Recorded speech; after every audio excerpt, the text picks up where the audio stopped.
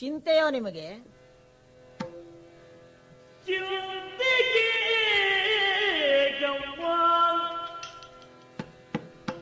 ನಿಮ್ಮ ಮನದಿಗೆ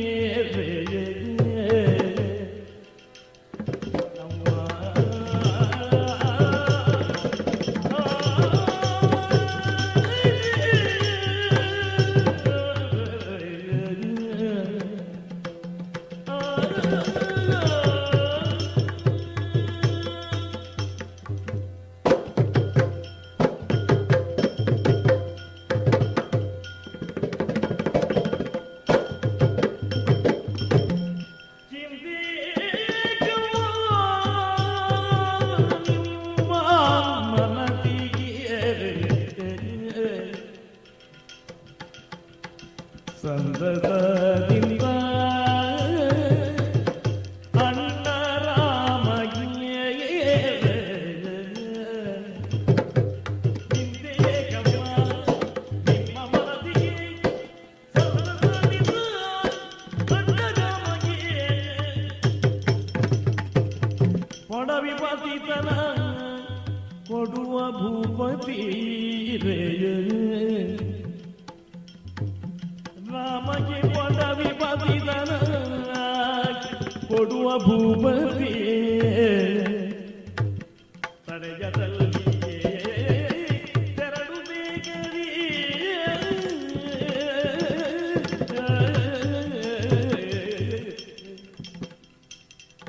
ಪದವಿ ಪದಿದನ ಕೊಡುವ ಭೂಪತಿ ತಡೆಯದಲ್ಲಿ ತೆರಳು ಬೇಗದಿ ಪಾಟಿಗೆದಲ್ಲಿಗೆ ತೆರಳು ಬೇಗದಿ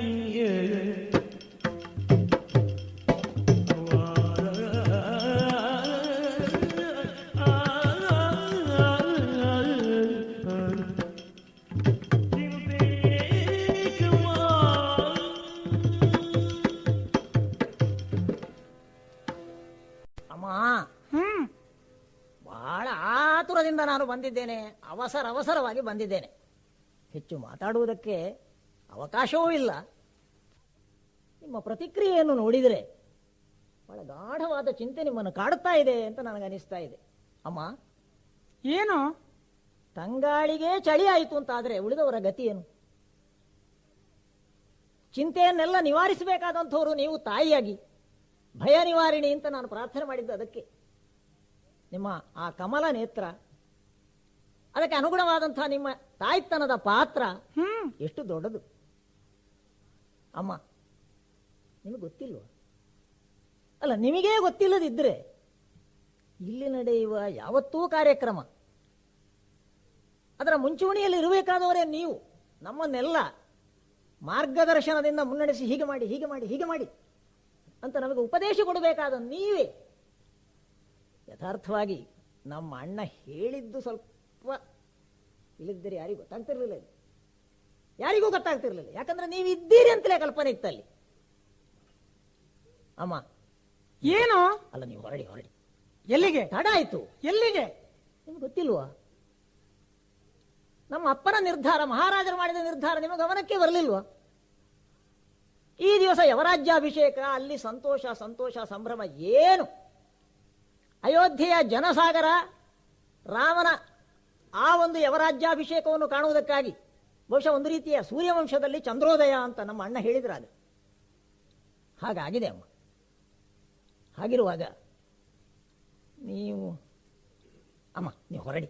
ಎಲ್ಲಿಗೋ? ಹೊರಡಿ, ನೀವು ಬನ್ನಿ. ಏಕೆ? ಏನು? ನಾನು ಬರಬೇಕಾದ ಯಾಕೆ ಅಲ್ಲಿಗೆ? ಎಲ್ಲ ಕಾದಿದ್ದಾರೆ. ಭೂಮಿ ಪಾತನು ದಗಿತ ಗಾಯವು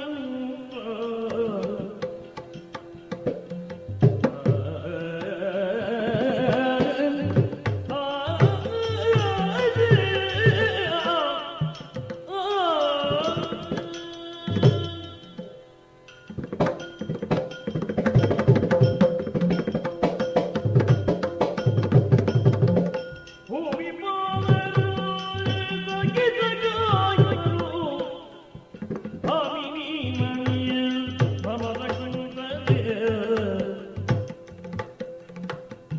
ಲಗ್ನಕ್ಕೆ ವಿಘ್ನವಾಗಿದೆ ನೀವು ಬಾರದೆ ಅಗ್ರಗಣ್ಯರು ಅಣ್ಣರಾಗಲು ಉಗ್ರನಾಗುವ ಹೋಗದಿದ್ದರೆ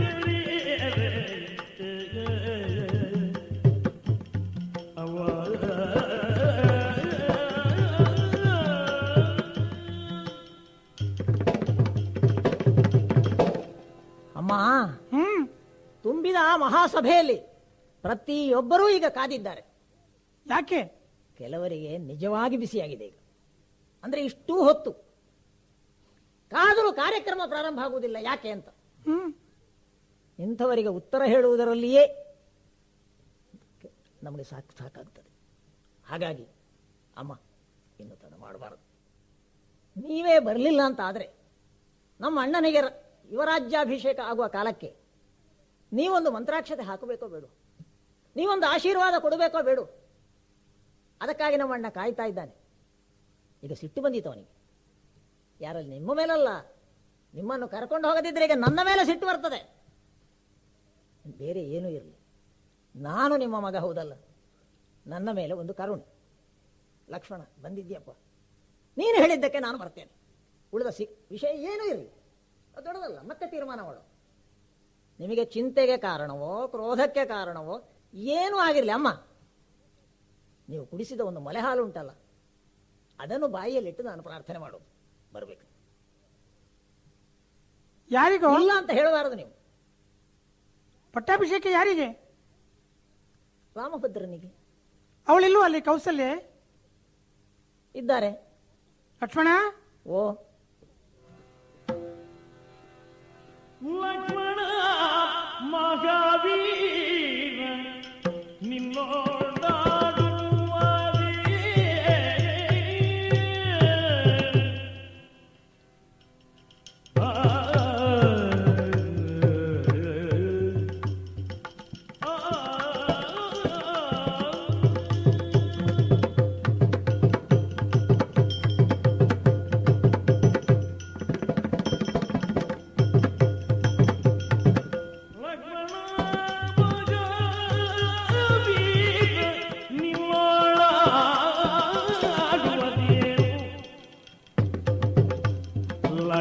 ಲಕ್ಷವಾದರೂ ಬಾರಿ ಕಾರಣವು ಬೇರೆ ನಿನ್ನೊಡನುವುದೇ ಲಕ್ಷವಾದರೂ ಬಾರಿ ಕಾರಣವು ಬೇರೆ ನಿನ್ನೊಡಾಡುವುದೇ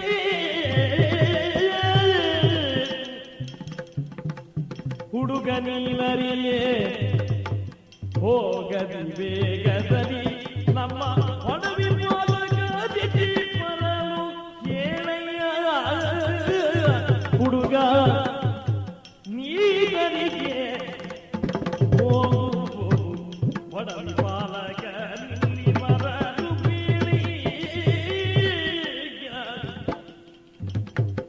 ಲಕ್ಷ್ಮಣ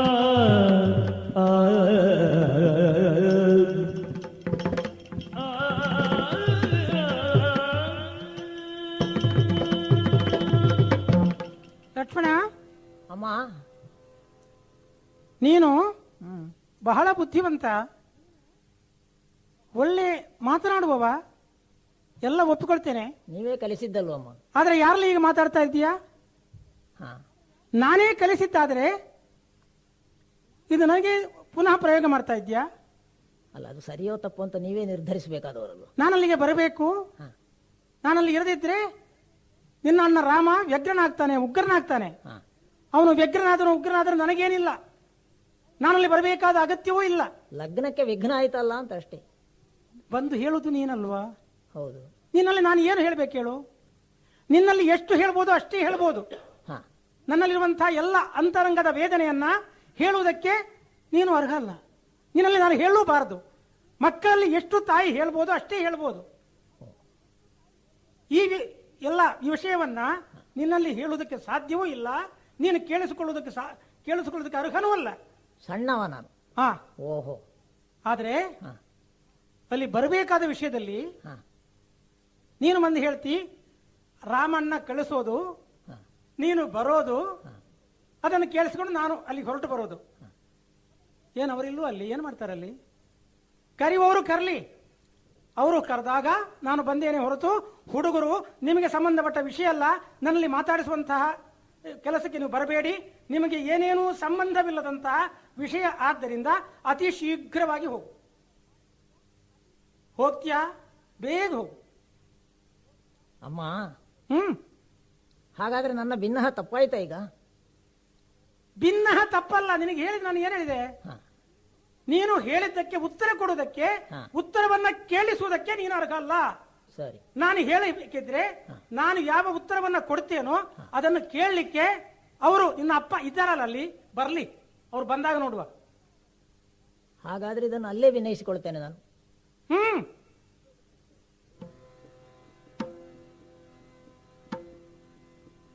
ರಾಘವ ಬಿಲ್ಲಂಗ ಕೈಗಾದೇವಿ ಆಗಮ ಬೀರಾಗಿ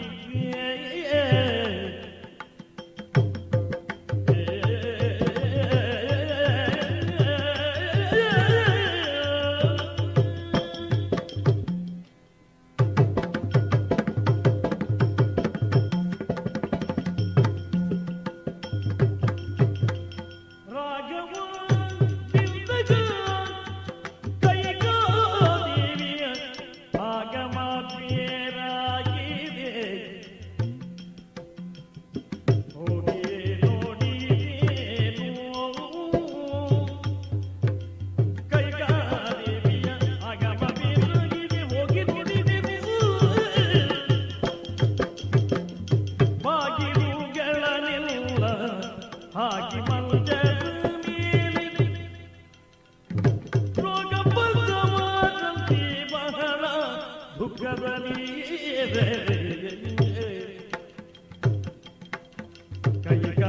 ಕೈಗಾರೇವಿಯ ಆಗಿನ ಬೀರಾಗಿದೆ ಬಿನ್ನಗ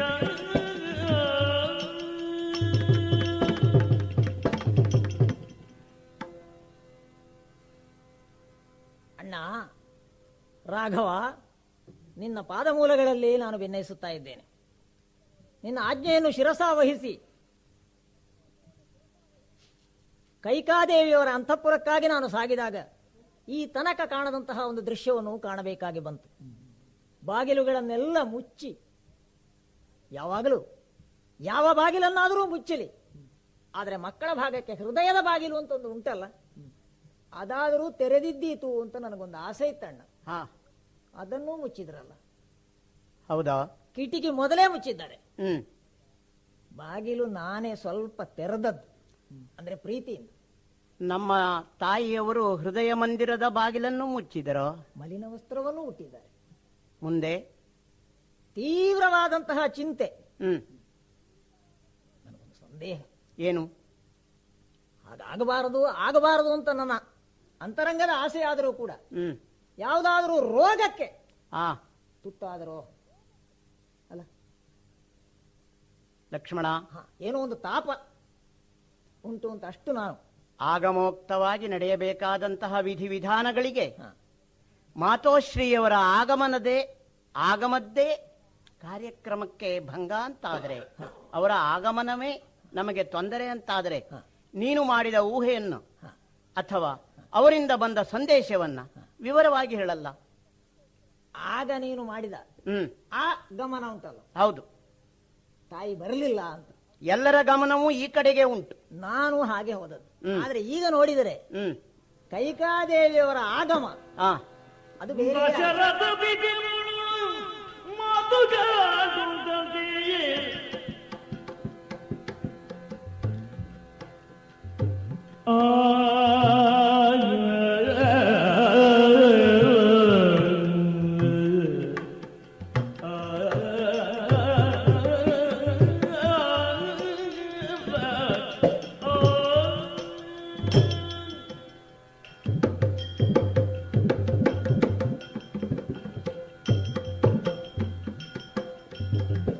ದಶರಥ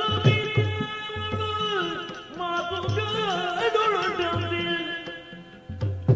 ವಸುದೇ ಜನನು ಬರಪೆದಳ ಕಾಂತಿ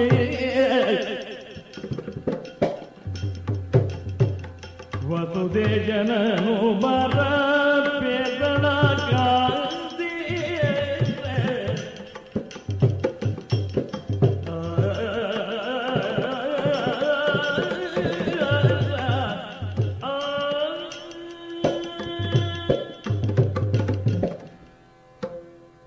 ಮಾತಾಡ್ತೇನೆ, ಆ ಆದ್ರೆ ನಿನ್ನಲ್ಲಿ ಅಲ್ಲ. ಹುಡುಗ ಹೋಗ್, ನನ್ನಲ್ಲಿ ಹೇಳಿ. ನಮ್ಮ ಅಮ್ಮನವರ ಆಜ್ಞೆಯೋ ಇದು? ದಶರಥ ಪಿತನೋಳು ಮಾತುಗಳುಂಟು. ನಮ್ಮ ತಂದೆಯವರು ಆ. ಸಾರ್ವಭೌಮರು ಮಹಾರಾಜರು ಬರಬೇಕು, ಓ. ನಾನು ಮಾತಾಡ್ತೇನೆ ಅಂತ ತಾಯಿಯವರು ಹೇಳಿದರು. ಲಕ್ಷ್ಮಣ, ಮತ್ತೇನು ಹೇಳುವುದಣ್ಣ ನಾನು? ತಾಯಿಯವರ ಮಾತು ಅಂತ ನೀನು ಒತ್ತಿ ಹೇಳುವಾಗಲೂ ಕೂಡ ಪಿತನಲ್ಲಿ ಮಾತುಂಟು ಅಂತ ಹೇಳಲಿಲ್ಲ. ದಶ ದಿಕ್ಕುಗಳಲ್ಲಿ ಯಾರ ವಿಜಯ ರಥ ಹರಿದಾಡಿತು ಹ, ಅಂತಹ ಚಕ್ರೇಶ್ವರರಾದ ಹ, ಸೂರ್ಯವಂಶದ ಸಾರ್ವಭೌಮ ದಶರಥ ಮಹಾರಾಜರಲ್ಲಿ ಮಾತುಂಟು. ಹೌದು. ಇದು ತಾಯಿಯವರ ಅಂತರ್ವಾಣಿಯು. ಏನೋ ಸಾಂಕೇತಿಕವಾದ ಭಾಷೆ ಅಂತ ನನಗೆ ಕಂಡಿತದ್ದು. ಲಕ್ಷ್ಮಣ, ಹ, ಸಾವಿರ ಕಣ್ಣುಗಳಿಂದ ನೋಡಿದರೂ ಗೋಚರವಾಗದಂತಹ ವಿಚಾರಗಳನ್ನ ನೀನು ಕಾಣ್ತೀಯ ಅಂತ ನಮ್ಮಲ್ಲಿ ಅನೇಕ ಜ್ಞಾನಿಗಳು ಹೇಳ್ತಾರೆ. ನಿನ್ನ ಸೂಕ್ಷ್ಮ ದೃಷ್ಟಿಗೆ ಇದು ಹೊಳೆಯಿತು ಅಂತಾದ್ರೆ ಈ ಆಚಾರ ವಿಚಾರ ಹಿರಿಯರ ಈ ಒಂದು ಎಲ್ಲ ವಿಷಯಗಳನ್ನು ಹಿರಿಯರಿಗೆ ಬಿಟ್ಟು ಬಿಡೋಣ ಎನ್ನುವಲ್ಲಿಗೆ ಆದೀತು. ಲಕ್ಷ್ಮಣನಿದ್ದೆಂದು ಬೇಳೆ ಭೂಪಾಲದ ಆ ಕ್ಷಣದಲ್ಲಿ ಬಂದು ಕೈಯ ಕಂಡ ಭೂಪಾಲದ ಕ್ಷಣದಲ್ಲಿ ಬಂದು ಕೈಯ ಕಂಡ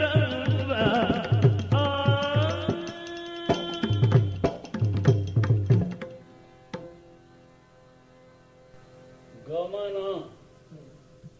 ಈ ಮೂರಕ್ಷರದ ಶಬ್ದ ಎಷ್ಟು ಅರ್ಥವನ್ನು ಕೊಟ್ಟಿತಿದ್ಲಿ. ನನ್ನ ಮಗ ರಾಮ, ಅವನ ಗಮನ ಹೋದದ್ದು ಸಭೆಯಲ್ಲಿ. ಏಕೆ ಭರತನ ಮಾತೆ ಈ ಕಡೆಗೆ ಬರಲಿಲ್ಲ? ಅಲ್ಲಿಂದ ಅದು ಲಕ್ಷ್ಮಣನ ಗಮನ ಅಲ್ಲಿಗೆ, ಆ ಬಳಿಕ ಇಲ್ಲಿಗೆ ಆಗಮನ. ಆದರೆ ಒಂದುಂಟು, ಕೈಕೇಯಿಯ ಮಾತಿನಲ್ಲಿ ಧ್ವನಿ ಉಂಟು. ನಿನ್ನ ಅಪ್ಪ ದಶರಥನಲ್ಲಿ ಒಂದು ಮಾತುಂಟು. ನನಗೆ ಭಯ ಹುಟ್ಟಿಸುವುದದು. ದಶರಥನಲ್ಲಿ ಒಂದು ಮಾತುಂಟು, ಅವಳಿಗೆ ನನ್ನಲ್ಲಿಯೋ ಅಥವಾ ನಾನು ಅವಳಿಗಾಗಿ ನನ್ನಲ್ಲೇ ಇರಿಸಿಕೊಂಡಂತಹ ಮಾತು. ಕೆಲವರು ಹೇಳೋದುಂಟು, ನನ್ನ ಭಂಡಾಗಾರ ಅಲ್ಲಿ ಉಂಟು. ಅಂತೂ ದೂರ್ಲಿಕ್ಕೆ ಆಗೋದಿಲ್ಲ ನನ್ನ ರಾಮನನ್ನು, ನನ್ನ ಲಕ್ಷ್ಮಣನನ್ನು. ಆದರೂ ಹುಡುಗಾಟಿಕೆ ನನಗೆ ಬಿಟ್ಟು ಬಿಡಬಹುದಿತ್ತು ಇವರು. ಈಗ ಮಕ್ಕಳಿಗೆ ತಾಯಿ ಬರಲಿಲ್ಲ ಅಂತ ಗೊತ್ತಾಗೋದು ಮೊದಲು, ಅಲ್ಲ ಮಕ್ಕಳ ಅಮ್ಮನಿಗೆ ಅವನ ಹೆಂಡತಿ ಬರಲಿಲ್ಲ ಅಂತ ಗೊತ್ತಾಗೋದು ಮೊದಲು. ನನಗೆ ಗೊತ್ತಾಗಿಯೂ ನಾನು ಸುಮ್ಮನಿದ್ದೆ. ಹಾ, ಇರಲಿ,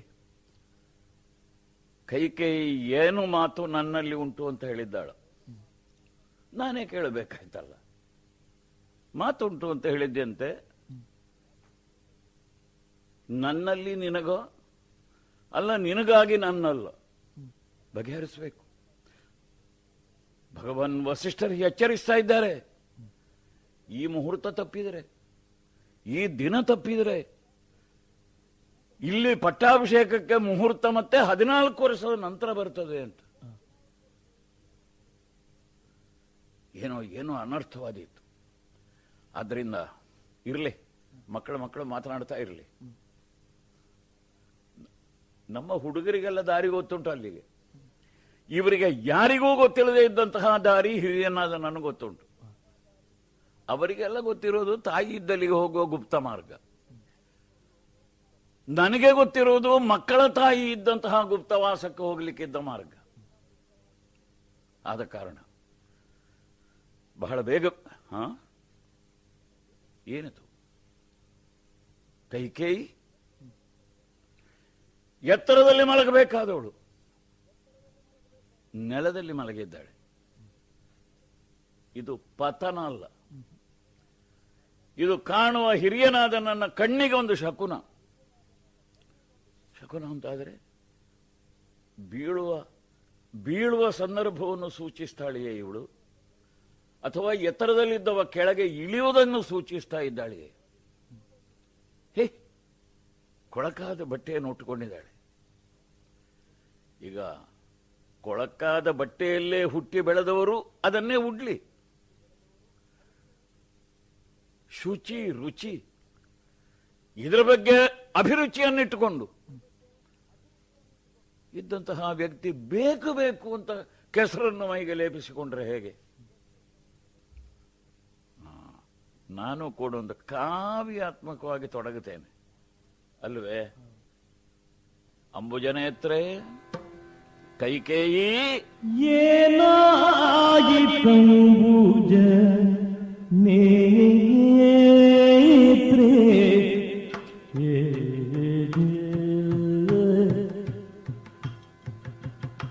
ಅಂಬುಜ ನೇತ್ರೆ ಏನಾಗಿತ್ತು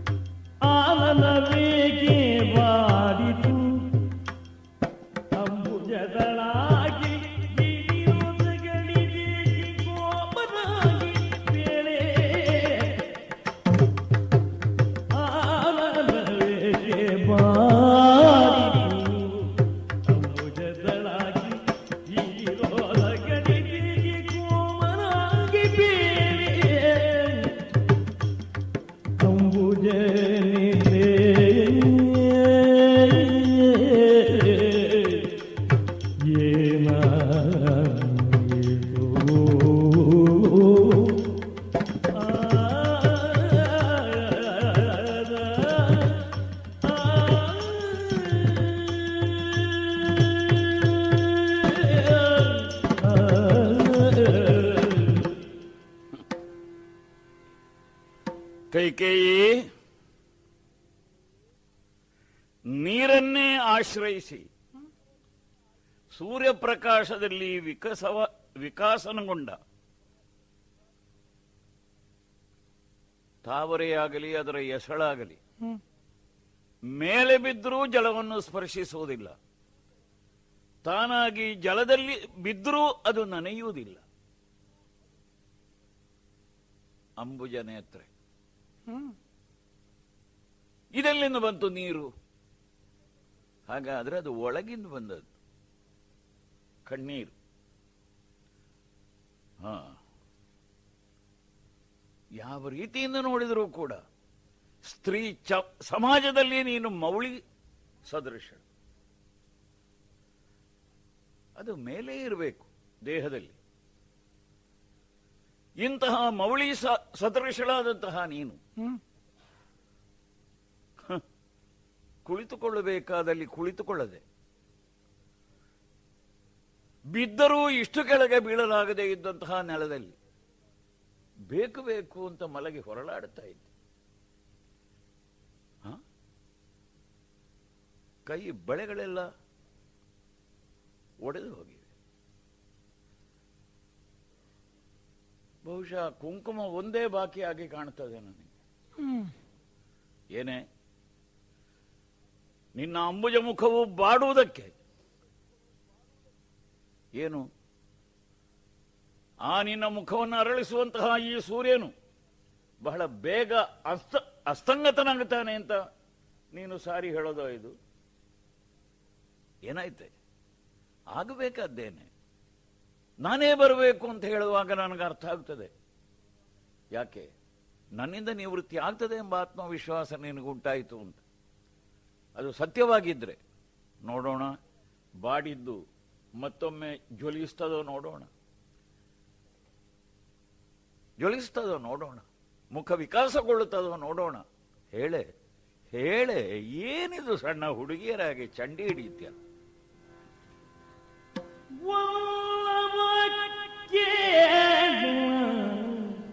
ಮನದಲ್ಲಿರುವ ಕ್ಲೇಶ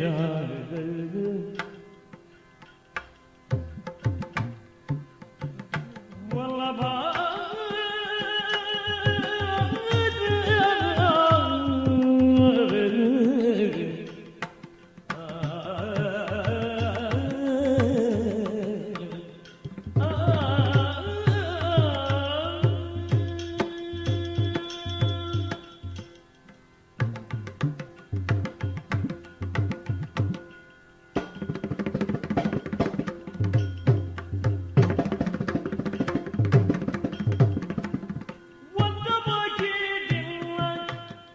ಮನದಲ್ಲಿರುವ ಕ್ಲೇಶ ಎಲ್ಲ ನಿನ್ನೊಡ ಬೇಡ್ರೆ ಕಲ್ಯಾಣ ಕೇಳು. ಕ್ಲೇಶವೆಲ್ಲ ನಿನ್ನೊಡ ಬೇಡ್ರೆ ಕಲ್ಯಾಣ ಕೇಳು. ಪಿಂತೆನಿ ಕೊಟ್ಟ ಮಾತೆರಡುಂಟು ನಿಲ್ಲವೇ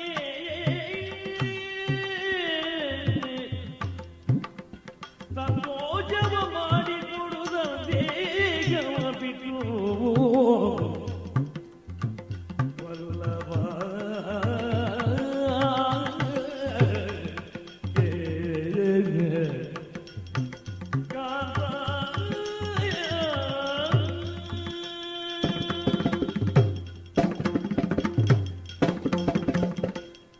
ಸ್ವಾಮಿ, ಏನೇ? ಲಕ್ಷ್ಮಣ ಬಂದಿದ್ದ. ಹೌದು. ನಾನೇನಾದ್ರೂ ಹೇಳಬೇಕಿದ್ರೆ ಅವನಲ್ಲಿ ಹೇಳುವುದಲ್ಲ, ನಿಜ. ಅದನ್ನೇ ಅವನಲ್ಲಿ ಹೇಳಿದೆ. ಹಾ, ನಾನು ಯಾರಲ್ಲಿ ಹೇಳಬೇಕೋ ಅವ್ರು ಬಂದ್ರೆ ಹೇಳ್ತೇನೆ ಅಂತ. ಹಾ, ಈಗ ನೀವು ಬಂದವರು ಹೇಳ್ತೀರಿ ಹೇಳು ಹೇಳು ಅಂತ. ಹಾ. ಈ ಸಂದರ್ಭದಲ್ಲಿ ನಾನಿಲ್ಲಿದ್ದುಕೊಂಡು ನೀವು ಬಹಳ ತುಂಬ ಕೆಲಸದಲ್ಲಿರುವವರು, ನಿಮ್ಮನ್ನು ಬರೆಸಿದೆ ಅಂತ ನಿಮಗೆ ಸಿಟ್ಟು ಬಂದಿದೇನೋ ಗೊತ್ತಿಲ್ಲ. ಸಿಟ್ಟು ಇದು ಮುಖ್ಯ ಅಂತ ನಾನು ಅಲ್ಲಿಂದ ಓಡಿ ಬಂದದ್ದು. ನಮಗೇನೋ ತಿಳಿದಿಲ್ಲ, ವಿಷಯವೇ ಗೊತ್ತಿರಲಿಲ್ಲ. ನೀವಾದರೂ ತಿಳಿಸ್ತೀರಾ ಅಂತ ನಿರೀಕ್ಷೆ ಮಾಡಿದೆ, ಅದು ಗೊತ್ತಾಗಲಿಲ್ಲ. ನಾವೇನಾದ್ರೂ ಹೇಳಬೇಕಿದ್ರೆ ಯಾರಲ್ಲಿ ಹೇಳಬೇಕು ಹೇಳಿ? ಮೊದಲು ನನ್ನಲ್ಲಿ, ನಿಮ್ಮಲ್ಲೇ ಹೇಳಬೇಕು. ಇಲ್ಲದಿದ್ರೆ ಮತ್ತೆ ನಿನ್ನ ಮಗನಲ್ಲಿ. ನಿಮ್ಮಲ್ಲಿ ಆಗದಿದ್ರೆ ಮಾತ್ರ ಅಲ್ವೇ? ಅದು ನಿಜ. ನಿಮ್ಮಲ್ಲೇ ಹೇಳಬೇಕಾದ ವಿಷಯ ಆದ್ರೆ ನಿಮ್ಮಲ್ಲೇ ಹೇಳಬೇಕು, ಮಕ್ಕಳಲ್ಲಿ ಹೇಳಲಿಕ್ಕೆ ಆಗೋದಿಲ್ಲ. ಅದೇ ಈಗ ಮಕ್ಕಳ ತಾಯಂದರು ಮಕ್ಕಳ ತಂದೆಯಲ್ಲಿ ಹೇಳಬೇಕಾದದ್ದು ಮುಖ್ಯ. ಹೇಳಿಯೂ ನಡೆಯಲಿಲ್ಲ ಅಂತಾದ್ರೆ ಮತ್ತೆ ಮಕ್ಕಳಲ್ಲಿ ಹೇಳೋದು. ನಾನು ಹೇಳಿದ್ದ ಅದನ್ನೇ. ಈಗ ಯಾಕೆ ನೀವು ಹೇಳಬೇಕು ಅಂತ ಅನಿಸ್ತದೆ, ಆ? ಅದರೊಂದಿಗೆ ಸಂದೇಹವೂ ಬರ್ತದೆ. ಯಾಕೋ ನಾನೀಗ ಹಾ ತ್ವರಿತವಾಗಿ ಅಲ್ಲಿಗೆ ಬರಬೇಕು ಎಂಬ ನಿರೀಕ್ಷೆ ಮಾತ್ರ ಇಟ್ಟುಕೊಂಡವರು ನೀವು. ಹಾ ಹಾ ಹಾ ಹಾಗಿರುವಾಗ ಅದಕ್ಕೆ ಆತಂಕಕಾರಿಯಾದಂತಹ ಏನಾದರೂ ವಿಷಯ ಹೇಳಿದರೆ ಅದು ನಿಮಗೆ ಸಮಂಜಸ ಅನಿಸ್ತದೋ ಇಲ್ವೋ ಸಂದೇಹ ನನಗೆ. ಹಾಗೇನು ಇಲ್ವೇ? ಯಾಕೆ ಅಂತಂದ್ರೆ ನಾನೇ ಬರುವವನಿದ್ದೆ, ಆದರೆ ಬರುವ ಸಂದರ್ಭ ಅಲ್ಲ. ಪವಿತ್ರ ಬಾಣಿಯಾಗಿ ನಾನು ಮುಖ್ಯಸ್ಥನಾಗಿ ಅಲ್ಲಿ ಇದ್ದಾಗ ಕೈಗೆ ಯಾಕೆ ಬರಲಿಲ್ಲ ತಲೆಯಲ್ಲಿ ಬಂದಿತ್ತು, ಆದರೆ ಯಾರಲ್ಲಿ ಕೇಳೋದು? ಹಾಗಾಗಿ ಸುಮ್ಮನೆ ಇದ್ದೆ. ಅದನ್ನು ನೋಡು ನಮ್ಮ ಮಗ ರಾಮ ಎಷ್ಟು ಜಾಗೃತ ಚಿತ್ತನಾಗಿ ಆದ. ಕೂಡಲೇ ಯಾಕೆ ಭರತನ ಮಾತೆ ಈ ಕಡೆ ಬರಲಿಲ್ಲ? ಲಕ್ಷ್ಮಣ ಹೋಗು, ಕರ್ಕೊಂಡು ಬಾ. ಅದೇ ಈ ಒಳ್ಳೆ ಮಕ್ಕಳನ್ನು ಪಡೆದರೆ ತಾಯಿ ತಂದೆಯರಿಗೆ ಸಿಕ್ಕುವ ಸುಕೃತ ಅದು.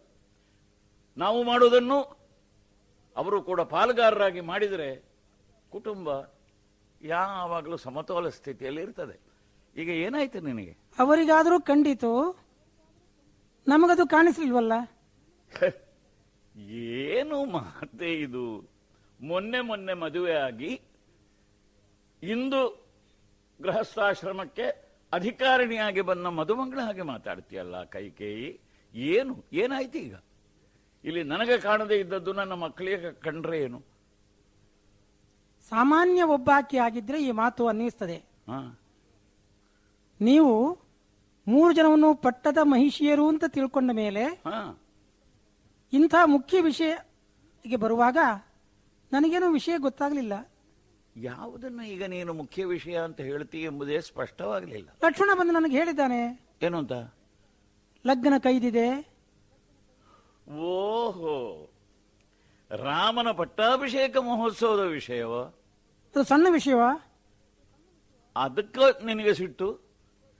ನಾವು ಸಮಷ್ಟಿಯಿಂದ ಮಾಡಿ ಮುಗಿಸುವಂತಹ ಕೆಲಸ ಅಲ್ಲವೇನೆ ಅದು? ಸ್ವಾಮಿ, ಈಗ ಅದರಲ್ಲಿ ಹೇಳೋದಕ್ಕೆ ಕೇಳೋದಕ್ಕೇನುಂಟು? ಹೇಳೋದಕ್ಕೆ ಉಂಟು. ಏನು? ಸಾಮಾನ್ಯ ಒಂದು ಗೃಹದಲ್ಲಾದರೂ ಕೂಡ ವಿಶೇಷ ಸಮಾರಂಭ ಮಾಡುವಾಗ ಮನೆಯವರೆಲ್ಲ ಕೇಳುತ್ತಾರೆ, ಹೌದು, ಹಿರಿಯರು, ಏನೇನು ನಿಮಗೆ ಬೇಕು, ಏನೇನು ಅಪೇಕ್ಷೆ ಇದೆ. ಮುನಿ ಒಟ್ಟುಗಳು ನಾವು ಹೋದಾಗ ಹೇಳ್ತಿದ್ರು, ಅಲ್ಲಿ ಹೋದಾಗ ಕುತೂಹಲಕ್ಕಾಗಿ ಈ ಪ್ರದೇಶಕ್ಕೆ ಏನ್ ಹೆಸರು, ಇದನ್ನ ಏನಂತ ಕರೀತಾರೆ ಕೇಳಿದಾಗ ಆ ಗುಡ್ಡ, ಈ ಗುಡ್ಡ, ಈ ಕಾಡು, ಅಲ್ಲಿ ಕಾಣುವಂತಹ ಆ ಸರೋವರ, ಯಾಕಂದ್ರೆ ಸರಸಿಗೆ ಕಾಸಾರ ಅಂತ ಹೆಸರು, ಇದೆಲ್ಲ ಕೇಳಿದೆ ನಾನು. ಆ ಎತ್ತರವಾದ ಪ್ರದೇಶಗಳೆಲ್ಲ ಅದು ಶಿಖರಗಳು, ಅದಕ್ಕೆ ಕೋಡು ಅಂತ ಹೇಳ್ತೇವೆ ನಾವು ಅಂತ ಹೇಳಿದ್ರು. ಮತ್ತೆ ಕಾಸಾರದಿಂದ ಸುತ್ತುವರಿಯಲ್ಪಟ್ಟ, ಕಾಸಾರವೇ ಸುತ್ತಲೂ ಇರುವ, ಕಾಸಾರವೇ ಉಸಿರಾಗಿರುವ, ಇಲ್ಲಿಯ ಪ್ರತಿಯೊಂದು ಅನುಷ್ಠಾನಕ್ಕೂ ಆಚರಣೆಗೂ ಜನಜೀವನಕ್ಕೂ ಬೆಳೆ ಮಳೆಗಳಿಗೂ ಕೂಡ ಸಾಧನವಾಗಿರುವ ಈ ಕಾಸಾರ ಶುದ್ಧ ಸ್ಫಟಿಕದಂತಹ ಜಲ, ಇದರಿಂದ ವ್ಯಾಪ್ತವಾಗಿರುವ ಈ ಪ್ರದೇಶ. ಆಮೇಲೆ ಕಾನನ, ಬೇಕಾದಂತಹ ಪವಿತ್ರವಾದ ವೃಕ್ಷಗಳು, ಬೇಕಾದಂತಹ ಒಳ್ಳೆಯ ಹಣ್ಣು ಹಂಪಲುಗಳು. ನೋಡೋಣ, ಇಲ್ಲಿಯವರೆಗೆ ನಮಗೆ ಯಾವ ಬೇಕಾದ ಆಹಾರಕ್ಕೆ ಯೋಗ್ಯವಾದ ಹಣ್ಣುಗಳು ಇಲ್ಲಿ ವಿಪುಲವಾಗಿ ದೊರಕಿವೆ. ಅದು ಎಂಥದ್ದು? ಗಿಳಿ ಕಚ್ಚಿ ಬಿಟ್ಟದ್ದು. ನಮಗೆ ಹಾಗೆ ಅಲ್ವೋ ಋಷಿ ಮುನಿಗಳ ಅಪ್ಪಣೆ, ಗಿಡಕ್ಕೆ ಅಪಾಯ ಆಗಬಾರದು, ಹಣ್ಣು ಕೆಳಗೆ ಬೀಳಬಾರದು. ಮಾಗಿದೆ ಅಂತ ಗಿಳಿ ಕಚ್ಚಿದಾಗ ಅದು ಕೆಳಗೆ ಬೀಳುವುದರೊಳಗೆ ಹಿಡಿದು ತಂದು ಸಂಗ್ರಹ ಮಾಡಿ ತಮಗೆಲ್ಲ ಕೊಡ್ತಾ ಇರೋದ್ನ. ಇಂತಹ ಈ ಹಣ್ಣು ಹಂಪಲುಗಳನ್ನ ತೆಗೆಯುವ ಸುವೃಕ್ಷಗಳು, ಪವಿತ್ರ ವೃಕ್ಷಗಳು, ಪವಿತ್ರವಾದ ಕಾನನ ಈ ಕಾಸಾರದ ಸುತ್ತಮುತ್ತ ಇದೆ. ಪಾಪ ಗ್ರಾಮ್ಯದ ಹುಡುಗರು ಉಚ್ಚಾರದಲ್ಲಿ ಅವರು ಕಾಸಾರ ಕೋಡು ಅಂತ ಹೇಳುವಲ್ಲಿ ಕಾಸರ ಕೋಡು ಅಂತ ಹೇಳಿದರು ಅಂತ ನನ್ನ ಭಾವನೆ ತಪ್ಪಿದೆಯಣ್ಣ. ತಮ್ಮ, ಅವರಿಂದ ಕೇಳಿದ್ದನ್ನ ನಾನು ಬಂದು ಹೇಳಿದೆ. ಆಮೇಲೆ ಇನ್ನೊಂದು ಪಂಚವಟಿಯ ಬಗ್ಗೆ ಒಂದು ಒಳ್ಳೆಯ ಸ್ಥಳನಾಮದ ನಿರ್ಮಾಣ ಮಾಡಿದ್ದೀನಿ. ಅಲ್ಲ, ಈ ಪ್ರದೇಶ ನಾಳೆ ಸಂಶೋಧನೆಗೆ ವಸ್ತು ಆಗಬಹುದು, ಆದೀತು, ಆಗಲಿ, ಆಕ್ಷೇಪ ಇಲ್ಲ. ಅಣ್ಣ, ಹೀಗೆಯೇ ಮತ್ತೆ ನನ್ನ ಮಾತನ್ನು ಬೆಳೆಯಲಿಕ್ಕೆ ಕೊಟ್ರೆ ಸ್ವಲ್ಪ ಮುಂದೆ ಹೇಳಿ. ಈಗ ಕೇಳಿದಂತಹ ಆ ವಿಶೇಷವಾದ ಯಾವ ಗಾನ ಉಂಟಲ್ಲ, ಇದು ಒಂದು ದೃಷ್ಟಿಯಿಂದ ಇದು ಮನುಷ್ಯ ಗಾನವೇ ಅಲ್ಲ, ಕಿನ್ನರ ಲೋಕದ ಗಾನ ಇರಬಹುದೇ? ಕಿನ್ನರ ಲೋಕದಲ್ಲಿ ಲೋಕದ ಗಾನವೋ ಅಥವಾ ಗಂಧರ್ವ ಲೋಕದಲ್ಲಿ ಸಾಮವೇದದ ಉಪವೇದ, ಆ ಗಂಧರ್ವ ವೇದದ ಜನರ ಆಡು ಭಾಷೆಯಾಗಿರುವಂತಹ, ಅಲ್ಲಿ ಯಕ್ಷರೋ ಕಿನ್ನರರೋ ಇತ್ಯಾದಿ ಹಾಡುತ್ತಿರುವಂತಹ, ಅದಕ್ಕೊಂದು ವ್ಯವಸ್ಥೆ ಕೊಟ್ಟ ಹಾಡುಗಾರಿಕೆಯ ಹಾಗೆ ಈಗ ಆಗ ಕೇಳಿದ ನಾದ ಎಲ್ಲ ನಮ್ಮ ಕಿವಿಯಲ್ಲಿ ತುಂಬುತ್ತಾ ಇದೆ. ಮತ್ತೆ ಅಣ್ಣ, ಆ ನೃತ್ಯ ಹಾವಭಾವಗಳು ಹ. ನಾನು ಅಷ್ಟೆಲ್ಲ ಮಗ್ನ ಆಗಿಲ್ಲ. ಹ್ಮ್ ಕಲ್ಲು ನಿಂತ ಹಾಗೆ ನಿಂತಿದ್ದೇನೆ. ಆದ್ರೆ ಮೈ ಕುಣಿಯಲಿಲ್ಲ ಅಂತಾದ್ರೂ ಮನಸ್ಸು ಕುಣಿಯಿತಲ್ಲ ಅಣ್ಣ. ಯಾಕಂದ್ರೆ ಆ ವ್ಯವಸ್ಥಿತವಾದ ಗಾನ, ಹ. ಏನೋ ಹಿಂದೆ ಬಾರಿಸುವಂತಹ ವ್ಯವಸ್ಥೆ, ಹ್ಮ್. ಎಲ್ಲೋ ಕಾವ್ಯದ ಒಂದು ಸಣ್ಣ ತುಣುಕು ಓದಿದ ನೆನಪು. ಮೃದು ಮಧುರ ಮುರಜದಿಂದೆ. ಆ ಮೃದಂಗದ ಮೃದುತ್ವಕ್ಕೆ ಮುರಜ ಅಂತ ಹೆಸರಲ್ಲವಣ್ಣ. ಹ. ಆಗಾಗ ಆ ಕಾವ್ಯದ ತುಣುಕುಗಳನ್ನ ಹಿಗ್ಗಿಸಿ ಹೇಳುವಾಗ ಮತ್ತೆ ನೀನು ಉಪದೇಶ ಮಾಡಿದ್ದು ನೆನಪುಂಟಲ್ಲ. ಆದ್ದರಿಂದ ಇದು ಆ ವಾದನ, ಹ. ಗಾಯನ, ಹ್ಮ್. ಇನ್ನು ನೃತ್ಯದ ಬಗ್ಗೆ ಒಮ್ಮೊಮ್ಮೆ ನಮ್ಮ ಮಾತೋಶ್ರೀಯವರು ಕೂಡ ನರ್ತನ ಮಾಡಿದರು ಅಂತ ನೀನು ಹೇಳಿದೆ. ನಾನು ಆ ಕಡೆಗೆ ನೋಡ್ಲಿಲ್ಲ. ನನಗೆ ಯಾಕಂದ್ರೆ ಈ ಆಶ್ರಮ ಪ್ರದೇಶದ ಸುರಕ್ಷಿತತೆಯ ಬಗ್ಗೆ ಕಣ್ಣು ಬಿಟ್ಟು ನೋಡುತ್ತಿರುವವನು ನಾನು, ಕಣ್ಣು ಮುಚ್ಚಬಾರದೆನ್ನುವ ದೃಷ್ಟಿಯಿಂದ. ಹಾಗಿರುವಾಗ ನಿನ್ನ ಮಾತಿನಿಂದಲೇ ತಿಳಿದೆ ನಮ್ಮ ಅತ್ತಿಗೆಯವರು ಕೂಡ ನೃತ್ಯ ಮಾಡಿದರು ಅಂತ. ಆದರೆ ಇಲ್ಲಿ ಗೆಜ್ಜೆಯನಾದ ಕೇಳಿಸಿತಲ್ಲ. ನಮ್ಮ ಅತ್ತಿಗೆ ಬಹುಶಃ ಇಲ್ಲಿ ಗೆಜ್ಜೆ ತಂದಿರ್ಲಿಕ್ಕಿಲ್ಲ. ಆದರೆ ಈ ಆಶ್ರಮದ ಈ ಎಲೆಮನೆಗೆ ಜೋರಾಗಿ ಗಾಳಿ ಬೀಸಬಾರದೆಂದು ಅಲ್ಲಿ ಕಟ್ಟಿರುವಂತಹ ನಾರುಡಿಯ ಪರದೆಗಳಿಗೆ ಸಣ್ಣ ಸಣ್ಣ ಸಣ್ಣ ಗಜ್ಜೆಗಳನ್ನ ಕೋದ ಆ ವಿಚಾರವನ್ನ ನಮ್ಮ ಅತ್ತಿಗೆಯವರು ಹೇಳುತ್ತಿದ್ರಲ್ಲ. ಆ ಗಾಳಿ ಬಂದಾಗ ಲಯಬದ್ಧವಾದ ಗೆಜ್ಜೆಯ ಹೆಜ್ಜೆ ಅದರ ನಿನದ ಕೇಳಿರಬೇಕು. ಹೀಗೆಲ್ಲ ಒಟ್ಟಿನ ಮೇಲೆ ಇದೊಂದು ವ್ಯವಸ್ಥಿತವಾಗಿದೆ. ಈ ವ್ಯವಸ್ಥೆಯ ಹಿಂದೆ ಯಾರೋ ಇದ್ದಾರೆ. ಆಗ ನೀನು ಹೇಳಿದೆಯಲ್ಲ, ಯಾರೋ ಇರಬೇಕು, ಏನೋ ಇದೆ ಅಂತ. ಆದ್ದರಿಂದ ಯಾರೋ ನಿಂತು ಮಾಡಿರುವಂತಹ ವ್ಯವಸ್ಥೆ ಅಂತ ಅನಿಸ್ತಾ ಇದೆ ಅಣ್ಣ. ಬಹಳ ಬೆಳೆಸಿಬಿಟ್ಟೆ. ಈ ಪ್ರದೇಶದ ಬಗ್ಗೆ ನಾನು ಕೇಳಿದ್ರ ಬಗ್ಗೆ ಹೇಳೋದಕ್ಕೆ ತಮ್ಮ, ಏನು ಹೇಳಿದ್ದು? ಈ ಪ್ರದೇಶದ ಬಗ್ಗೆ ನೀನು ಚೆನ್ನಾಗಿ ಅಧ್ಯಯನ ಮಾಡಿದ್ದಿ ಎನ್ನುವುದನ್ನು ತಿಳಿದು ನನಗೆ ಸಂತೋಷ ಆದದ್ದು. ಯಾಕೆ? ಹಾ, ನಾನು ನಿನ್ನ ರಕ್ಷಣೆಯಲ್ಲಿ ಬಿಟ್ಟು ಹೋಗುವುದು ಧರಣಿ ಜಾತೆಯನ್ನು. ಹೌದಾ? ಹೌದು ಹೌದು. ಅದು ಹಾಗಾಗಿ ಹ್ಮ್. ಈ ಭೂಮಿಯ ಬಗ್ಗೆ ನಿನ್ನ ಯಾವತ್ತೂ ಹೌದು. ಪರಿಚಯ ಇದೆಯಲ್ಲ. ಮೇಲೂ ಕೆಳಗೂ ಸುತ್ತಲೂ ಮುತ್ತಲೂ ನನ್ನ ತಲೆಯಲ್ಲಿ ಆ ವಿಚಾರ ಸದಾ ತಿರುಗುತ್ತಿರಬೇಕು. ಹ. ಸರಿ. ಹೊಸ ವ್ಯಾಖ್ಯಾನ ಕೊಟ್ಟಿದ್ದಿ. ಹ್ಮ್. ಆ ಕಾಸರ ಕೋಡು, ಹೌದು. ಕಾಡು, ಕೋಡು, ಈ ಕೋಡು. ಎರಡನ್ನೂ ಅಲ್ಲ, ಕೋಡು ಎಂದಿದ್ದು ಈ ಗುಡ್ಡದ ತುದಿಗೆ ಅವರು ಹೇಳಿದ್ದು ಬಹುಶಃ ಹಾ ಹಾ ಹಾ. ಹಾಗಿರ್ಬೇಕು ಅಂತ. ಅದನ್ನು ನೆನಪಿನಲ್ಲಿ ಇಟ್ಟುಕೊಂಡು ಹ್ಮ್. ಧರಣಿ ಜಾತೆಯ ಹಾ, ಅಲ್ಲಿಗೆ ಬರ್ತೇನೆ ನಾನು. ಸರಿ ಹೊರಡ್ಲಾ? ಅಣ್ಣ. ಅಗ್ರಜ ವೀರ ಸ್ವಲ್ಪ ಕೆಲಸಕ್ಕೆ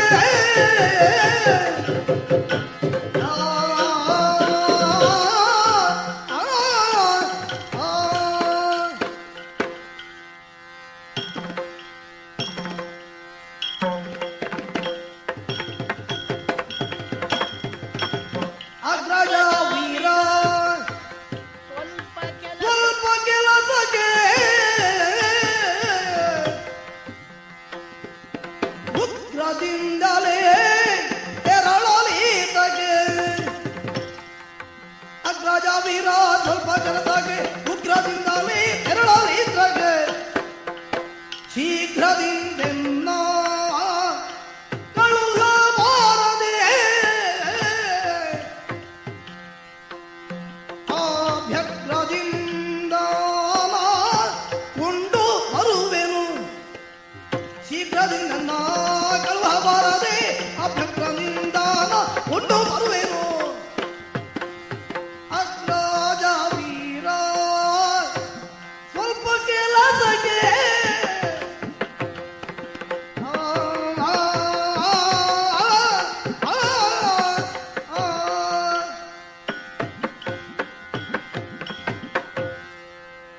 ಅಣ್ಣದೇವ, ತಮ್ಮ. ಮತ್ತೆ ಈ ಲಕ್ಷ್ಮಣ ನಿಮ್ಮೊಂದಿಗೆ ಬಂದದ್ದು ಯಾಕೆ? ಹಾ. ಬಂದದ್ದು ಎನ್ನುವುದಕ್ಕಿಂತ ನನ್ನ ತಾಯಮ್ಮ ಸುಮಿತ್ರಾದೇವಿ ಹಾ. ನನ್ನನ್ನ ಆಶೀರ್ವದಿಸಿ ಕಳಿಸಿದ್ದಾಳೆ. ನೆರಳಿನ ಹಂತೆ ಕಾಪಾಡಬೇಕು. ಹ್ಮ್ ಶ್ರೀರಾಮಚಂದ್ರ ಹಾ. ಶ್ರೀಮನ್ನಾರಾಯಣನ ಅಂಶ, ಹ್ಮ್ ಮಾತೆ ಲಕ್ಷ್ಮೀದೇವಿಯ ಸಾಕಾರ ಮೂರ್ತಿ ಹ್ಮ್ ಜನಕನಂದನೆ ಅಂತ.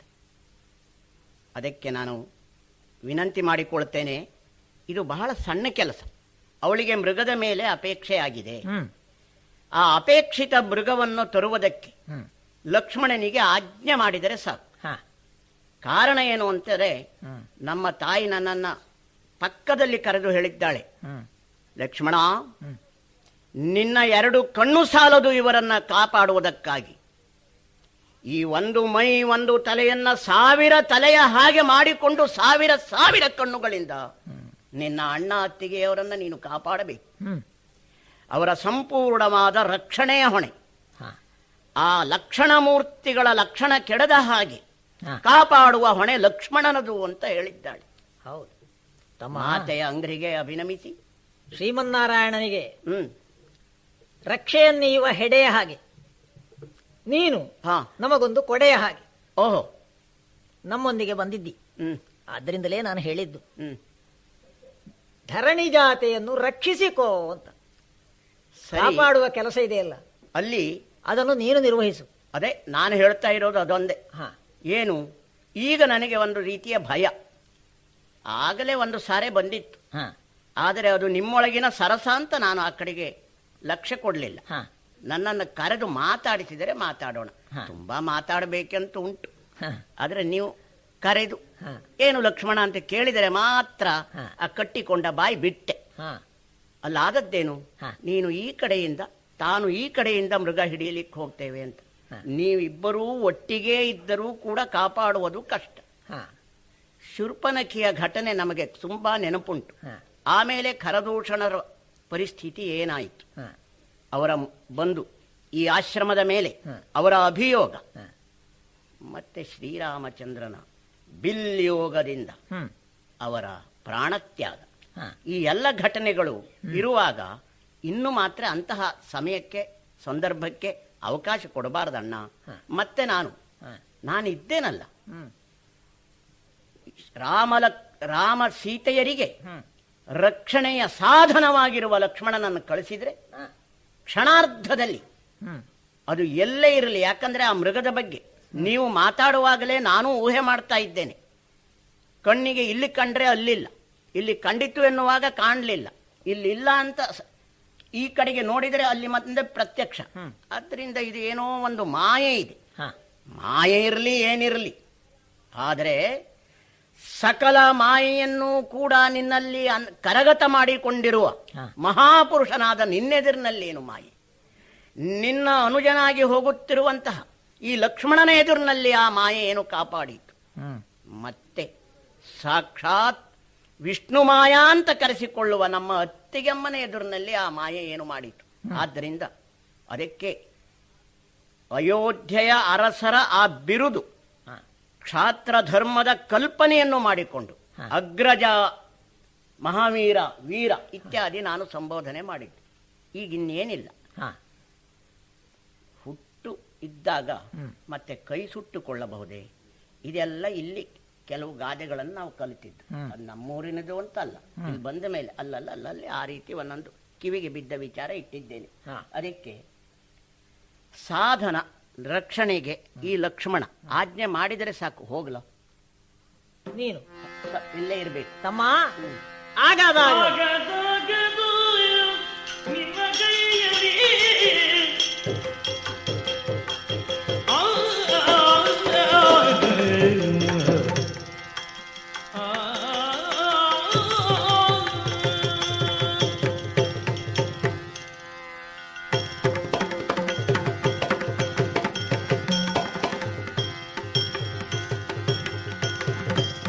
ಆಗದಾಗದು ನಿನ್ನ ಕೈಯಲ್ಲಿ ಸಾಗತ ಮೃಗ ಕಪಟ ವಿದ್ಯೆಯು ಆಗದಾಗದು ನಿನ್ನ ಕೈಯಲ್ಲಿ ಸಾಗತ ಮೃಗ ಕಪಟ ವಿದ್ಯೆಯು ಸಾಗುತ್ತ ಬಗೆಯ ನರಿವುದು ಈಗ ಜಾಲೆಗೂ ನಿಧಾನವೇ ಹಾಗೂ ದಟ್ಟಿನ ಬಗೆದರಿವುದು ಈಗ ಜಾಲೆಗೂ ನೀರು ನಿಧಾನವೇ ಆಗದಾಗ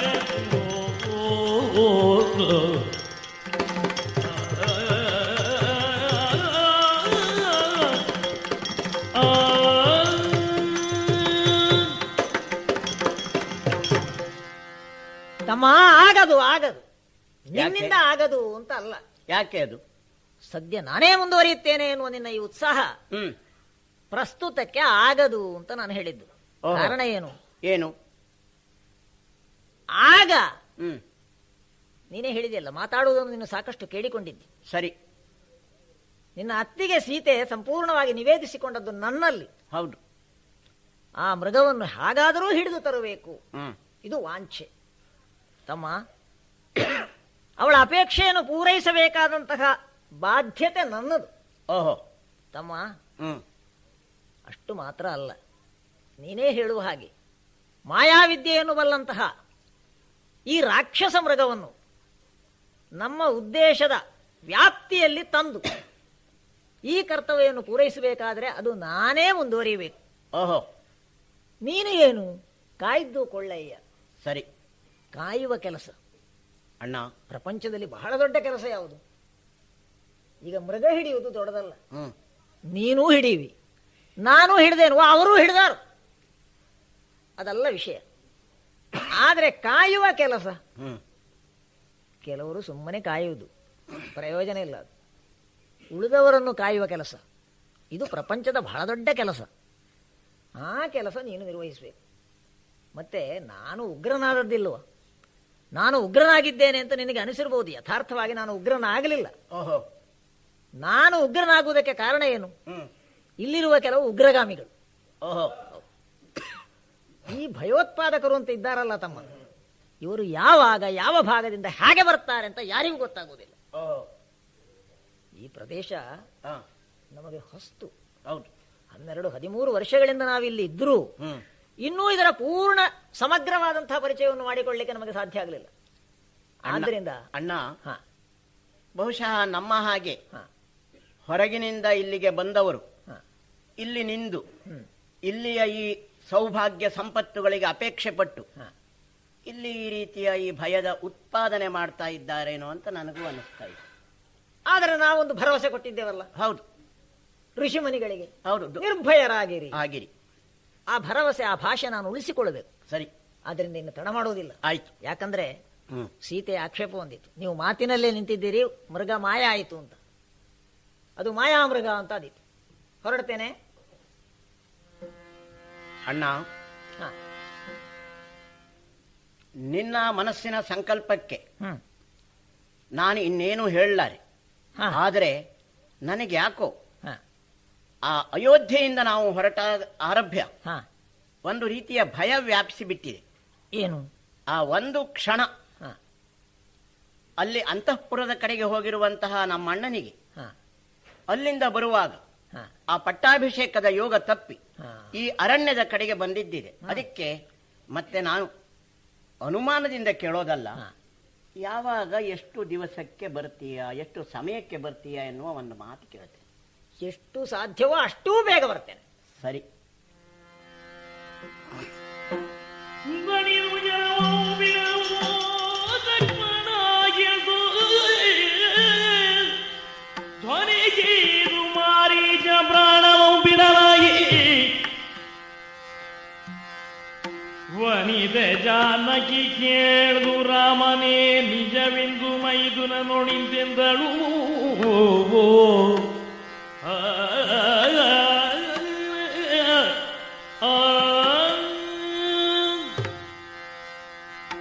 ಮಾಯೆಯಾದರೆ ಮಾಯೆ, ಅದರ ಪ್ರಯೋಗವು ನಡೆದೇ ಹೋಗಲಿ. ದಿವ್ಯವಾದಂತಹ ಮಾರ್ಗಣವೊಂದನ್ನು ಪ್ರಯೋಗಿಸ್ತೇನೆ, ಏನಂತೆ?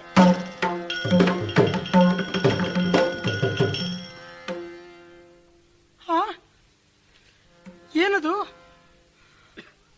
ಏನದು ಲಕ್ಷ್ಮಣ? ಅಮ್ಮ, ಕೇಳಿದೀನ ನೀನು? ಹೌದು, ಕೇಳ್ತಾ ಇದೆ. ಏನು ಸ್ವರ? ಕೇಳಿದೆನಯ್ಯ ಮಿಗವ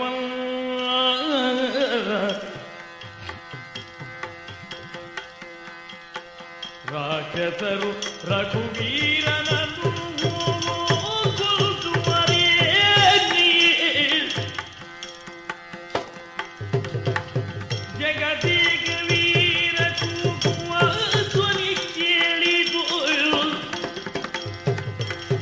ಮಿಗುವರಿದು ಕಾರ್ಯ ಸಹಜ ಸೌಮಿತ್ರಿಯೇ. ನೋಡಿ ಬಾರಯ್ಯ ಹೋಗಿ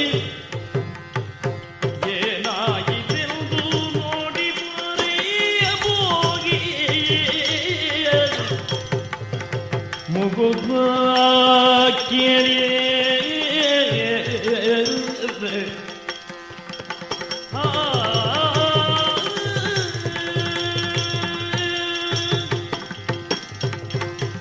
ಲಕ್ಷ್ಮಣ, ತಾಯಿ, ಏನೋ ಸ್ವರ ಕೇಳ್ತಾ ಇದೆ. ಕೇಳಿದೆ ನಾನು. ಹಾ ಲಕ್ಷ್ಮಣ, ಆ ಸೀತಾ ಅಂತ. ಹಾ ಇದು ನನಗೆ ನನಗೆ ಹಾ ಯಾವುದೋ ಭಯ ಆಗ್ತಾ ಇದೆ. ಯಾವ ಭಯ? ಅದು ಅವರು ಬೇಡ ಬೇಡ ಅಂದ್ರು. ನಾನು ಬೇಡ ಅಂದ್ರು, ನನಗೆ ಬೇಕು ಅಂತಲೇ ಅಂದೆ. ಹೇಳಿದ್ರು ಏನೋ ರಾಕ್ಷಸರ ಕಪಟದಾಕೃತಿ ಅಂತ ನನಗೆ ಎಚ್ಚರಿಕೆ ಕೊಟ್ರು.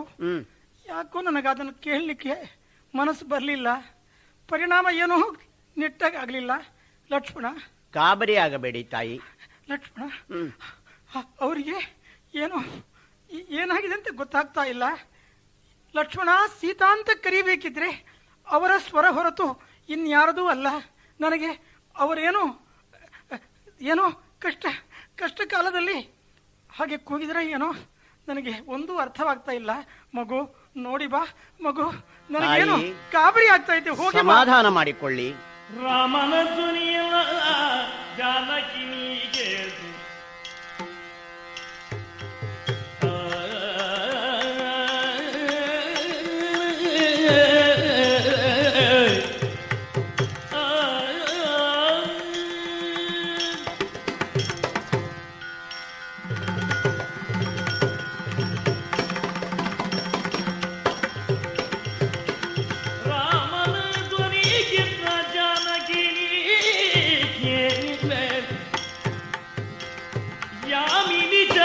ಅವಸಾನ ಕಾಲದಲ್ಲಿಯೇ ತಾಮಸದಿನು ಅದ್ದುದಲ್ಲದೆ ಸಂಗ್ರಾಮ ಭೀಮನಾಥನು ಗೆರುಗೊಳ್ಳುವ ತುಂಟಿಯೇ ಬೇಡಲಿಯೇ ಜಾನಕಿ ಜಾನಕಿಯೇ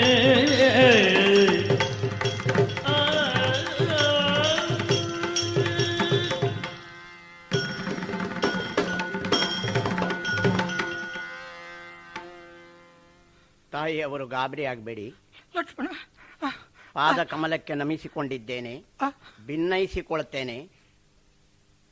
ಈಗ ಕೇಳಿ ಬಂದಂತಹ ಧ್ವನಿ ಇದು ಏನು ಎನ್ನುವುದನ್ನು ನಾನು ಅರ್ಥ ಮಾಡಿಕೊಂಡಿದ್ದೇನೆ. ನಮ್ಮ ಅಣ್ಣದೇವನಾದಂತಹ ಶ್ರೀರಾಮಚಂದ್ರನ ಧ್ವನಿಯ ಬಗ್ಗೆ, ಶ್ರೀರಾಮಚಂದ್ರನ ಅಂತರಂಗದ ಬಗ್ಗೆ, ಶ್ರೀರಾಮಚಂದ್ರನ ಆಚರಣೆಯ ಬಗ್ಗೆ ಹೆಚ್ಚು ತಿಳುವಳಿಕೆ ನನಗುಂಟು. ಯಾವವನ ಧನುಷ್ಠೇಂಕಾರದಿಂದ ರಕ್ಕಸರ ಆತ್ಮಗಳೇ ನಡುಗಿ ಎಂತಹ ಕಲ್ಲೆದೆಯ ರಕ್ಕಸರ ಹೃದಯ ಕವಾಟವು ಕೂಡ ಬಿರಿದು ಹುಡಿ ಹುಡಿಯಾಗ್ತಿದೆಯೋ ಅಂತಹ ಧೈರ್ಯಗಿರಿ ಸಂಗ್ರಾಮ ಭೀಮನಾದಂತಹ ಶ್ರೀರಾಮಚಂದ್ರನಿಗೆ ಯಾವ ರೀತಿಯ ಅಪಾಯವೂ ಇಲ್ಲ. ಈ ಸ್ವರ ನನಗೂ ಸ್ವಲ್ಪ ಪರಿಚಿತ ಅಂದರೆ ಇಲ್ಲಿಯ ಪರಿಸರ. ಇದರಲ್ಲಿ ನಾವು ಅಡ್ಡಾಡುವಾಗ ಬಂದಿರುವಂತಹ ತಾಮಸದ, ಮಾಯದ, ವಿಶೇಷವಾದ, ವಿಚಿತ್ರವಾದ ಸ್ವರ ಇದು ಅಂತ ನಾನು ಹೇಳ್ತೇನೆ, ಅರಿಕೆ ಮಾಡಿಕೊಳ್ತೇನೆ. ಗಾಬರಿ ಮಾಡಬಾರದು. ಸುರಕ್ಷಿತನಾಗಿ ಶ್ರೀರಾಮಚಂದ್ರ ಬರ್ತಾನೆ. ಶ್ರೀರಾಮಚಂದ್ರನ ಯಾವುದೋ ಒಂದು ಬಾಣ ಪ್ರಯೋಗಕ್ಕೆ ಆಹತನಾಗಬೇಕಾದ ಯಾವುದೋ ರಕ್ಕಸನ ಧ್ವನಿ ಇದು. ಲಕ್ಷ್ಮಣ, ಒಂದು ನಿಮಿಷ ಕೂಡ ನನಗೆ ತಡೆದುಕೊಳ್ಳಿಕ್ಕೆ ಆಗ್ತಾ ಇಲ್ಲ. ಏನು ಏನು ಎಂಬ ಸಂದೇಹ ಕಾಡ್ತಾ ಉಂಟು. ಅದರ ಮಧ್ಯೆ ನನಗೆ ನೀನು ಧೈರ್ಯದ ವಾಕು ಹೇಳ್ತಾ ಇದೆಯಲ್ಲ, ಸರಿ, ಯಾಕೋ ನೀನು ತಡ ಮಾಡ್ತಾ ಇದ್ದಿ? ಯಾಕೆ ಹೀಗೆ ಮಾಡ್ತಾ ಇದ್ದಿ? ಅಂದಿನದ್ದು ಇಂದಿಗೂ ಉಂಟು. 2 ವರ ಕೊಡ್ತೇನೆ ಅಂತ ಈಗಲೂ ಉಂಟು.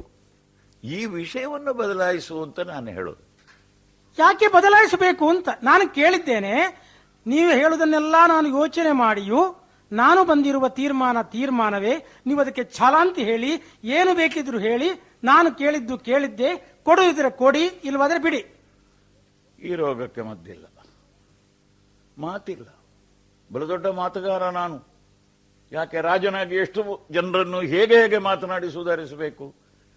ಇಂಥ ಮಾತು ಬಂದಾಗ ಮಾತಿಲ್ಲ ಅಂತಂದ್ರೆ ಇದು ಮಾತಿನ ಒಳಗೆ ಸೇರ್ಪಡೆಯಾಗಿಲ್ಲ.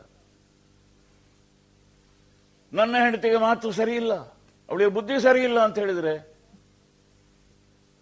ಹೊರಗೆ ಉಗುಳಿದ ಹಾಗೆ ಆಗೋದಿಲ್ಲ, ಅದು ಮೇಲೆ ನೋಡಿ ಉಗುಳಿದ ಹಾಗೆ ಆಗ್ತದೆ.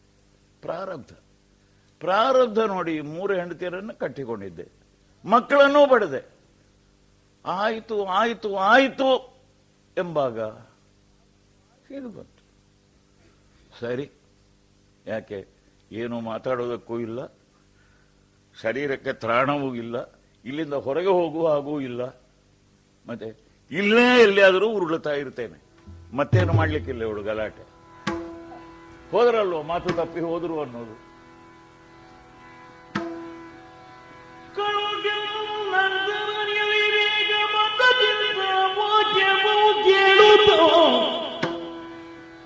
ಖಳ ಸಂಹಾರಕ ರಾಮಚಂದ್ರ ಬರುತ್ತಂಬು ಪಾರಾಗಿದ್ದೆನು.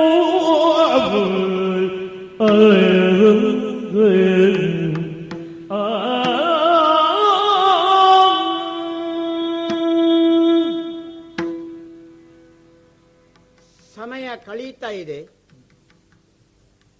ಮಹರ್ಷಿಗಳಾದ ವಸಿಷ್ಠರು ನಿಶ್ಚಯಿಸಿದ ಪವಿತ್ರವಾದ ಮುಹೂರ್ತ ದೂರ ಹೋಗ್ತಾ ಇದೆ. ಪಂಚಾಂಗ ಶುದ್ಧಿಯನ್ನು ಗ್ರಹಿಸಿ ಪುಷ್ಯ ನಕ್ಷತ್ರದಲ್ಲಿ ಪಟ್ಟಾಭಿಷೇಕಕ್ಕಾಗಿ ಮುಹೂರ್ತ ತೆಗೆದ ಭಗವನ್ ವಸಿಷ್ಠರ ಮಾತು ಅದು ಹುಸಿ ಹೋದರೆ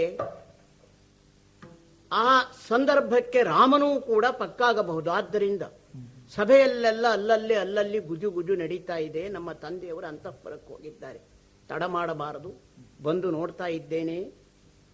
ಏನಿದು, ಯಾವ ದೃಶ್ಯ ಇದು? ಮಾತೋಶ್ರೀಯವರಾದ ಕೈಕಮ್ಮನವರ ಈ ಅಂತಃಪುರದ ಪಕ್ಕದಲ್ಲಿ ಈ ಕೋಪಗ್ರಹದ ಬಾಗಿಲು ತೆರೆದಿದೆ. ಅಂತಃಪುರದಲ್ಲಿ ಉನ್ನತವಾದ ಆಸನದಲ್ಲಿರಬೇಕಾದಂತಹ ನಮ್ಮ ತಾಯಿಯವರಲ್ಲಿಲ್ಲ. ಗೃಹಕೃತ್ಯಗಳ ಬಗ್ಗೆ ವಿಚಾರವನ್ನ ಮಾಡಬೇಕಾದಂತಹ ನಮ್ಮ ತಂದೆಯವರು ಸುಸ್ಥಿತಿಯಲ್ಲಿ ಇಲ್ಲ. ಎಲ್ಲಿದ್ದಾರೆ ಅಂತ ನೋಡಿದರೆ ಇದೇನು ಸಮುದ್ರ ಪರ್ಯಂತ ಪೃಥ್ವಿಯನ್ನು ಆಳಬೇಕಾದಂತಹ ನಮ್ಮ ಪಿತೃದೇವತೆಗಳು ಭೂಮಿಯಲ್ಲಿ ಹೊರಳಿದ್ದಾರೆ. ಅವರ ಪಾದಪದ್ಮಗಳಲ್ಲಿ ಸಾಮಂತರ ಕಿರೀಟಗಳು, ಮಣಿ ಮುತ್ತುಗಳು ಹೊರಡಾಡಬೇಕಾದದ್ದು ನಮ್ಮ ತಂದೆಯವರ ಕಿರೀಟವೇ ಹುಡಿಯಲ್ಲಿ ಹೊರಳಾಡ್ತಾ ಇದೆ. ಆದ್ದರಿಂದ ಅವರನ್ನೇ ಉದ್ದೇಶಿಸಿ ಮಾತಾಡ್ತೇನೆ.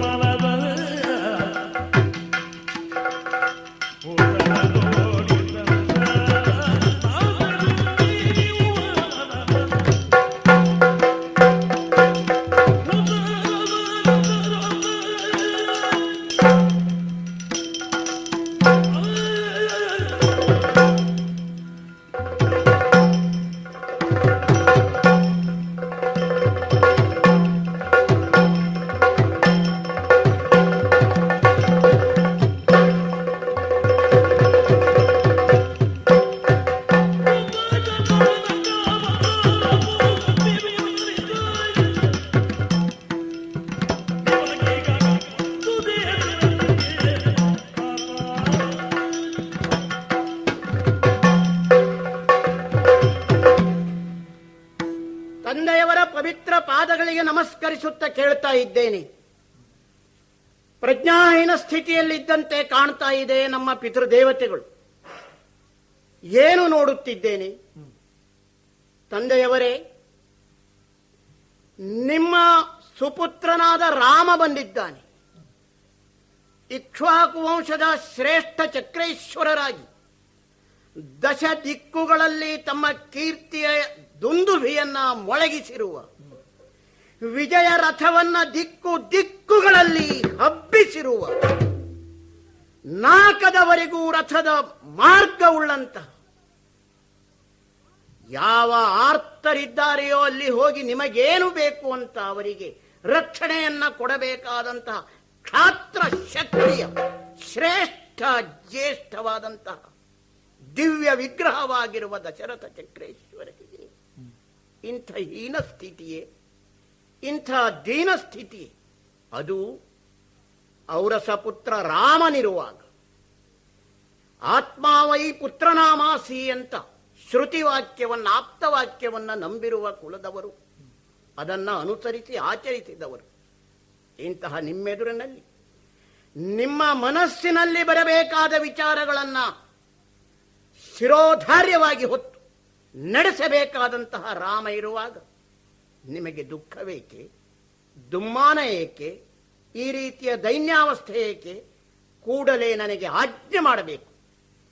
ಅದು ಸ್ವರ್ಗದಿಂದ ಬಂದಿರಲಿ, ಆಪತ್ತು ಪಾತಾಳದಿಂದ ಬಂದಿರಲಿ, ದಿಗಂತಗಳಿಂದ ಬಂದಿರಲಿ, ನಿಮ್ಮ ಔರಸನಾದ ಜ್ಯೇಷ್ಠ ಶ್ರೇಷ್ಠ ಈ ಅಧಿಪತ್ಯಕ್ಕೆ ಮುಂದೆ ಪಕ್ಕಾಗಬೇಕಾದಂತಹ ರಾಮ ಭದ್ರ ಇರುವಾಗ ಅನುಮಾನ ಬೇಡ, ಅಪ್ಪಣೆಯಾಗಲಿ, ತಲೆಯೊಡ್ಡಿದ್ದೇನೆ. ಏನು ಕೇಳಿದರು, ಯಾವ ಧೈರ್ಯವನ್ನೇ ಹೇಳಿದರು, ರಾಮನ ಧೈರ್ಯ ಗಿರಿಯೇ ಜರೆಯುವಂತೆ ತಂದೆಯವರು ಶೋಕಾಕುಲರಾಗಿದ್ದಾರೆ. ಹಾಗೆ ತಲೆಗೆ ಕೈಯಿಟ್ಟು ಅಲ್ಲಿಯೇ ಸ್ವಲ್ಪ ಚೇತರಿಸಿ ಅರ್ಧ ಮಲಗಿದ ಹಾಗಿದ್ದರೂ ಕೂಡ ಮಾತಾಡದ ಸ್ಥಿತಿಯಲ್ಲಿದ್ದಾರೆ.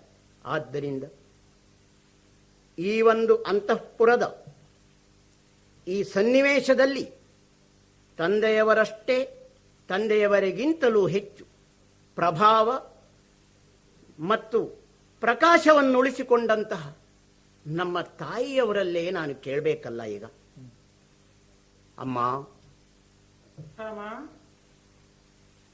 ಇದೇನು ಈ ಅವಸ್ಥೆ, ಈ ಅಂತಃಪುರದ ಪರಿಸ್ಥಿತಿ?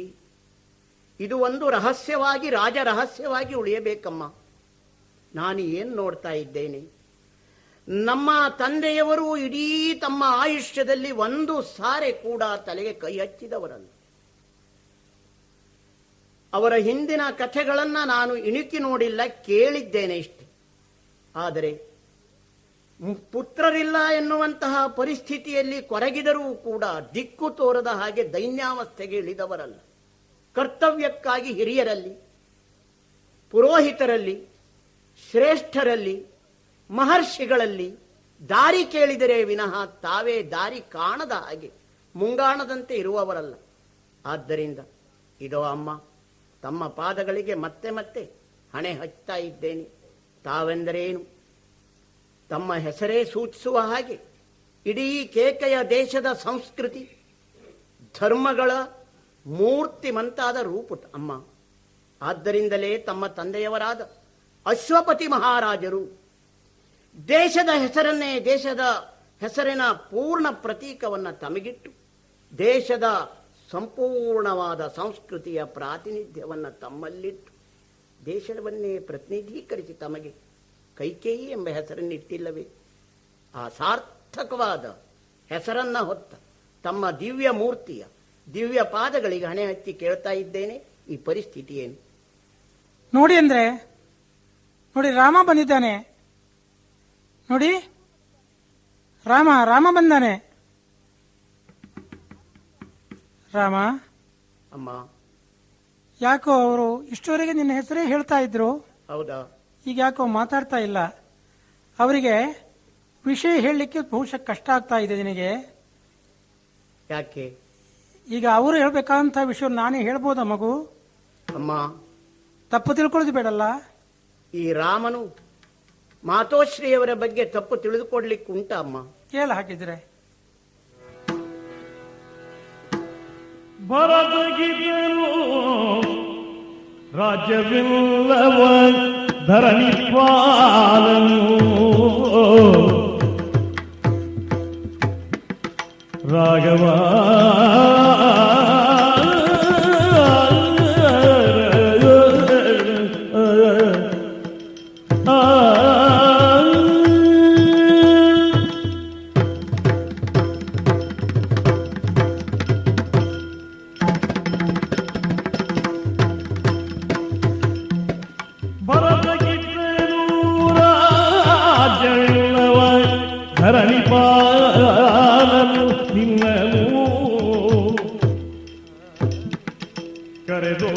ಗಹನಗೆ ಕಳುಗಲಾರದಿ ಮರುಗುದಿಯನು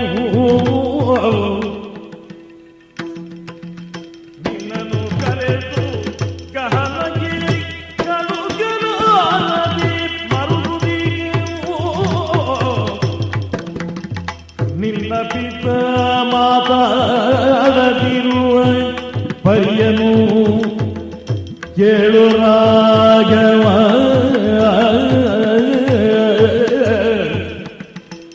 ರಾಮ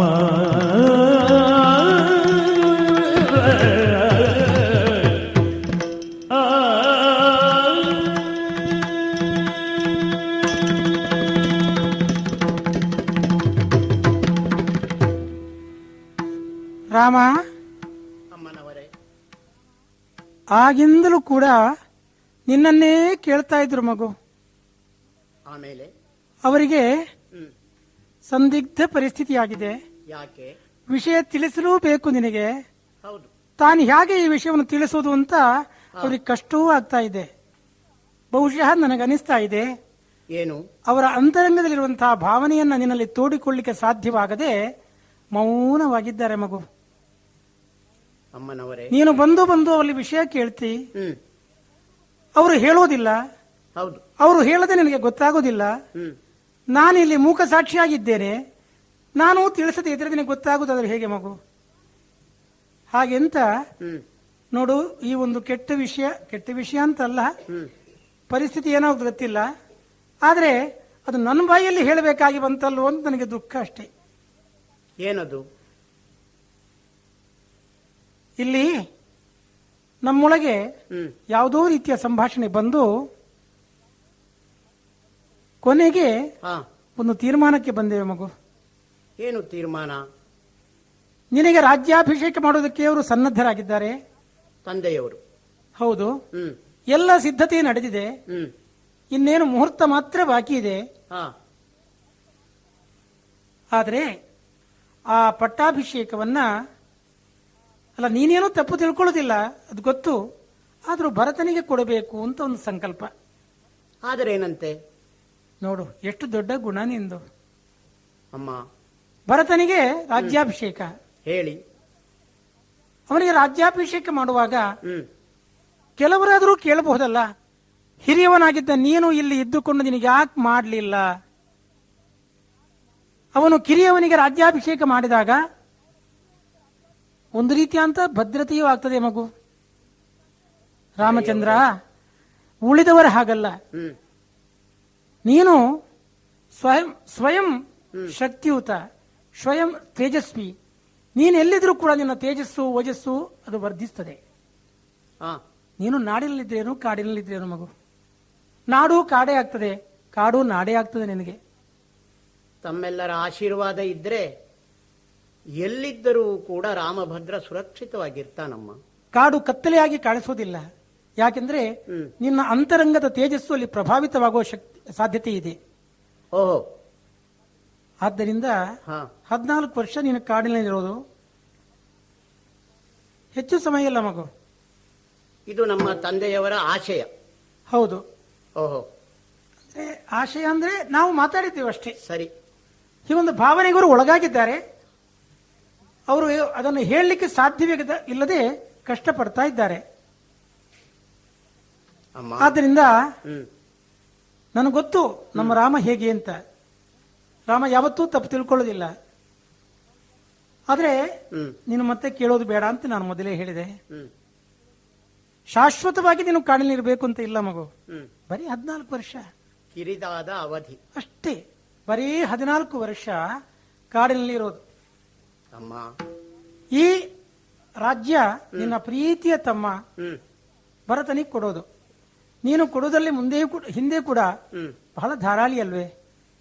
ಆದ್ದರಿಂದ ನಿನಗೇನು ಕಷ್ಟ ಆಗ್ಲಿಕ್ಕಿಲ್ಲ. ಅದನ್ನು ಹಾ ನೀನು ಕೊಡ್ತೀನಿ ಅಂತ ನನಗೆ ಗೊತ್ತು.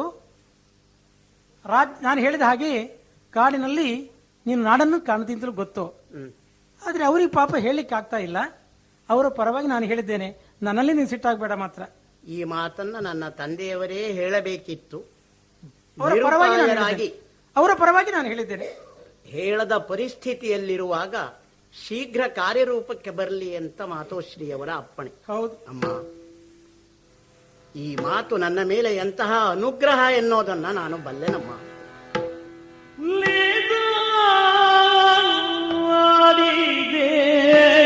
ಅವ್ವ ಈ ಸ್ವಲ್ಪ ಕೆಲಸಕ್ಕೆ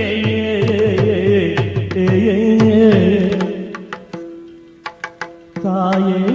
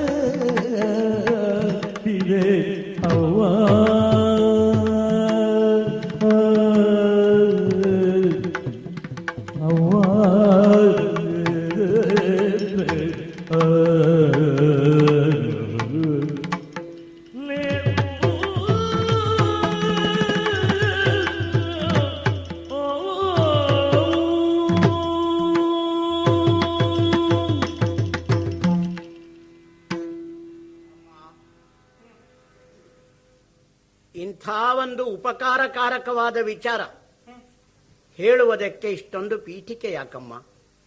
ನಿನ್ನ ಮಗ ರಾಮನ ಬಗ್ಗೆ ನಂಬಿಕೆ ಇಲ್ಲವೇ ತಾಯಿ? ಇಷ್ಟು ಸಣ್ಣ ಕೆಲಸವನ್ನ ಹೇಳಬೇಕಾದ್ರೆ ಇಷ್ಟೊಂದು ಉದ್ದವಾದ ಪೀಠಿಕೆ. ನಮ್ಮ ತಾಯಿಯವರು ಅಳುಕಿ ಅಳುಕಿ ಈ ವಿಚಾರವನ್ನ ಹೇಳುವಾಗ ಮತ್ತೆ ಬೇಸರ ಪಡಬೇಡ ಎನ್ನುವಂತಹ ಮಾತಾಡಿದ್ದಿದ್ರೆ, ಅಂತಹ ಬೇಸರದ ಏನಾದರೂ ಭಾವ ಕಂಡ್ರೆ ಇದು ತಪ್ಪೊಪ್ಪಿಕೊಂಡು ನಮಸ್ಕಾರ ಮಾಡ್ತಾ ಇದ್ದೆ. ನನ್ನ ಅನುಗ್ರಹಕ್ಕಾಗಿ, ನನ್ನ ಏಳಿಗೆಗಾಗಿ ಕೊಡಬೇಕಾದಂತಹ ವರವಮ್ಮ ಇದು. ಮಗು, ಅದು ತಮ್ಮ ಬಾಯಿಂದ ಬಂತು ಅಂತಾದರೆ, ಮಾತೋಶ್ರೀಯವರ ಬಾಯಿಂದ ಬಂದಂತಹ ಇದು ಆಜ್ಞೆ ಅಲ್ಲ, ಇದು ಶಿರೋಧಾರ್ಯವಾದಂತಹ ಅನುಗ್ರಹ, ಇದು ಪ್ರಸಾದ, ಇದು ಮಂತ್ರಾಕ್ಷತೆ ಅಂತ ಸ್ವೀಕರಿಸ್ತೇನೆ. ಮಗು, ಹಾ, ಇದೆಲ್ಲ ನಾನು ಮೊದಲೇ ತಿಳ್ಕೊಂಡಿದ್ದೇನೆ. ಸರಿ. ಅವರಲ್ಲಿ ತುಂಬಾ ಸಲ ಅದನ್ನು ಹೇಳಿದೆ. ಹಾ, ಆದ್ರೆ ಅದನ್ನು ಯಾವುದನ್ನೂ ಕೇಳಿಸಿಕೊಳ್ಳದೆ ಬಹಳ ದುಃಖಿತರಾಗಿ ಇದ್ದಾರೆ. ಓಹೋ. ಮಗು, ಹಾ. ಎರಡು ಧೈರ್ಯದ ಮಾತು ಅವರಿಗೆ ಹೇಳು ನೀನು. ಅಮ್ಮ, ನಮ್ಮ ತಂದೆಯವರ ಸ್ವಭಾವ ನನಗೆ ಗೊತ್ತಿಲ್ಲವೇ? ನಿನ್ನ ಬಾಯಿಂದಲೇ ಧೈರ್ಯದ ಮಾತು ಅವರಿಗೆ ಬಂದ್ರೆ ಸಮಾಧಾನ ಆಯಿತು ಮಗು. ಸತ್ಯಕ್ಕಾಗಿ ಜೀವನವನ್ನ ಮುಡುಪಾಗಿಟ್ಟು ದುಡಿದಂತಹ ಹಿರಿ ಜೀವ ಅವರದು. ಜೀವನದಲ್ಲಿ ರಾಜಕೀಯ ರಾಜಕಾರ್ಯಕ್ಕಾಗಿ ತಮ್ಮ ಸಂಪೂರ್ಣವನ್ನ ತೆಗೆದುಕೊಂಡಂತಹ ದೀರ್ಘಾವಧಿಯ ನಿಷ್ಠೆ ಅವರದು. ಅವರ ಹತ್ತಿರ ಈ ಮನೆಯ ವಿಷಯವನ್ನು ಹೇಳಲಿಕ್ಕೆ ನಾನು ಅಳುತ್ತೇನೆ, ಸಣ್ಣ ವಿಚಾರ ಅಂತ. ಆದರೂ ತಂದೆಯವರೇ, ಪೂಜ್ಯರಲ್ಲಿ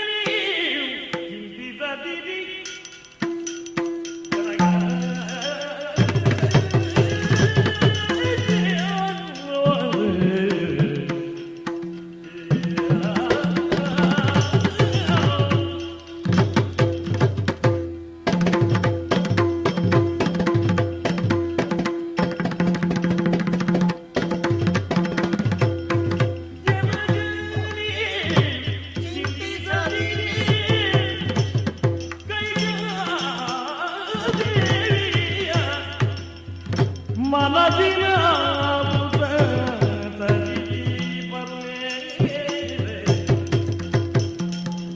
ಕೈ ಕಾಲೇ ಹರಿದಿ ಬರುವೆನು ಕೆರೆದ ಕೈ ಮುಗಿಯ ಜನಕ ಚಿಂತಿತದಿರಿ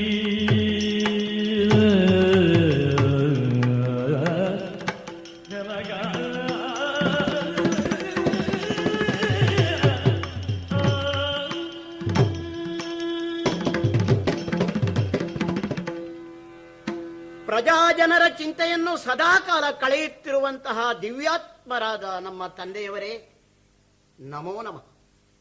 ತಮ್ಮ ಮನಸ್ಸಿನಲ್ಲಿ ಸಂಸಾರದ ವಿಷಯದಲ್ಲಿ, ಮಗನ ವಿಷಯದಲ್ಲಿ, ಇಲ್ಲಿ ನಡೆದಂತಹ ವಾಗ್ವಾದಗಳ ವಿಷಯದಲ್ಲಿ ಚಿಂತೆ ಬರಬಾರದು ಸ್ವಾಮಿ.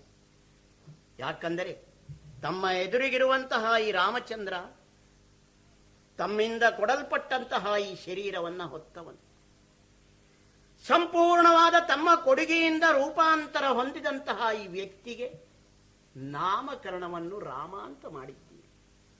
ತಮ್ಮ ಹೃದಯದಲ್ಲಿ ಈ ರಾಮನ ಜೀವನದ ಚರಿತ್ರೆ, ಆಚರಣೆ ಅದು ಮನೋರಮವಾಗಿ ಉಳಿದರೆ ಮಾತ್ರ ನಮ್ಮ ತಂದೆಯವರ ಹೃದಯಕ್ಕೆ ತಂಪಾದೀತು.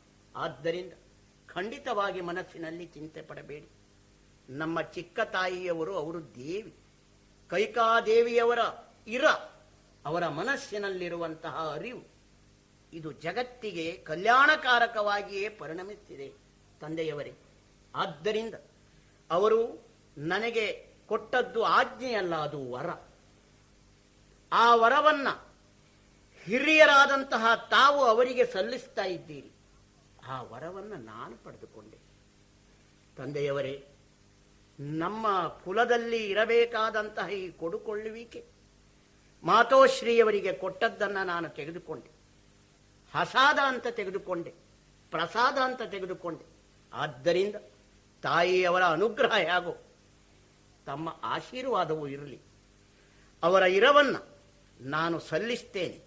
ಏನು ನೋಡುವಷ್ಟರಲ್ಲಿ 14 ವರ್ಷದ ವನವಾಸ ಅದು ನನಗೆ ಒಂದು ರೀತಿಯಿಂದ ಜೀವನದ ಪರಿಪಕ್ವತೆಗೆ ಬೇಕಾದಂತಹ ಸಜ್ಜನರ ಸಹವಾಸ.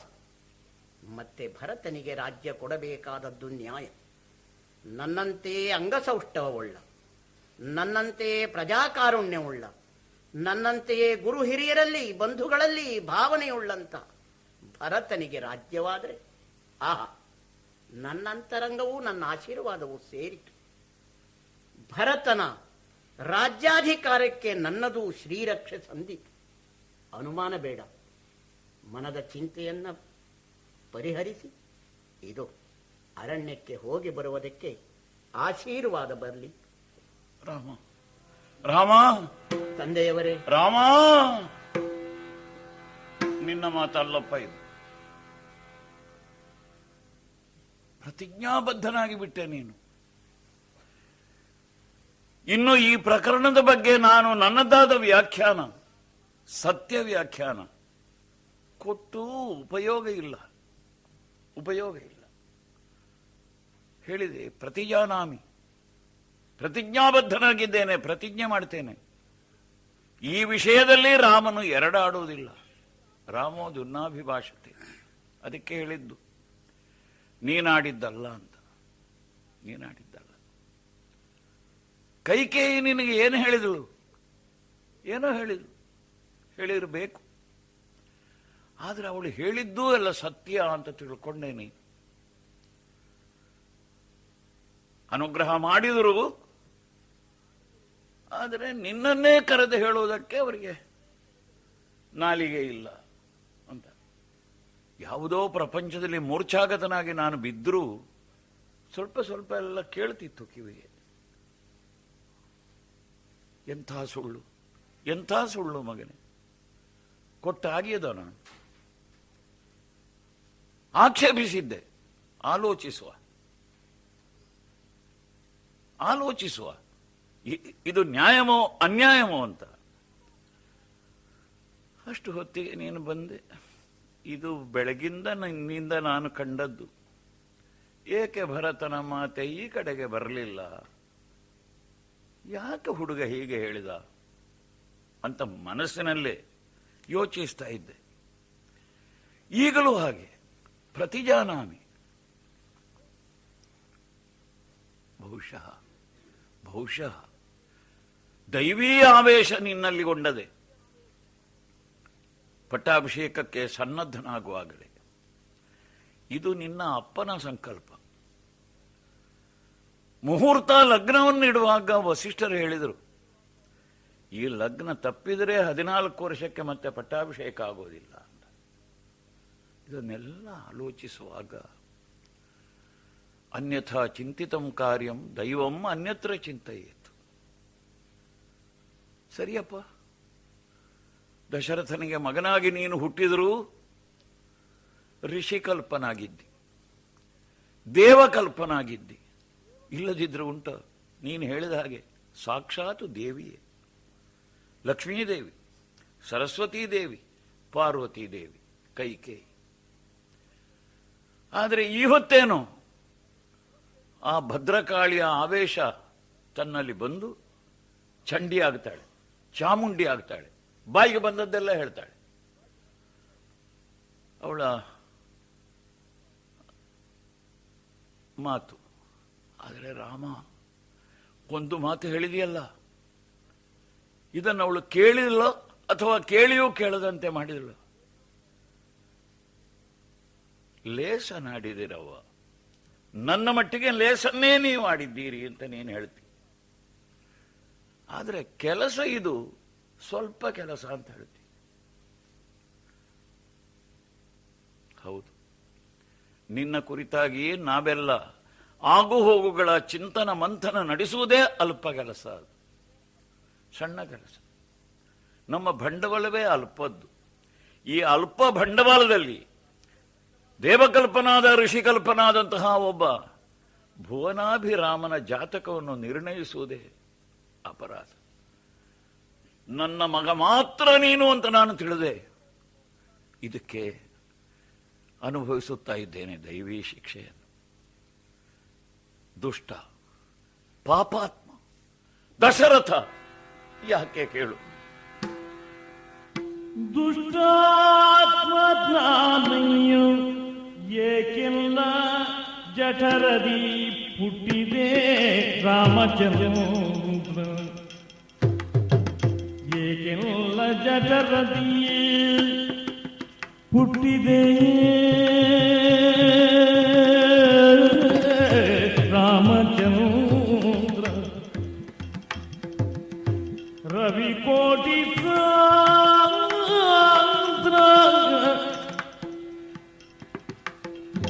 ಎಷ್ಟು ಬೇಡಲಯ್ಯೋ ವಿಧಿ ಪಡೆಯುಡು ಪಡೆದು ಇಟ್ಟು ಇವಳ ನಿಷ್ಠೂರವಲ್ಲ. ವಿಧಿ ಪಡೆಯೊಳು ಬರೇದಿದುರ ಇವಳ ನಿಷ್ಠೂರವಲ್ಲ. ದುಷ್ಟಾತ್ಮ ಅಯ್ಯೋ ರಾಮ.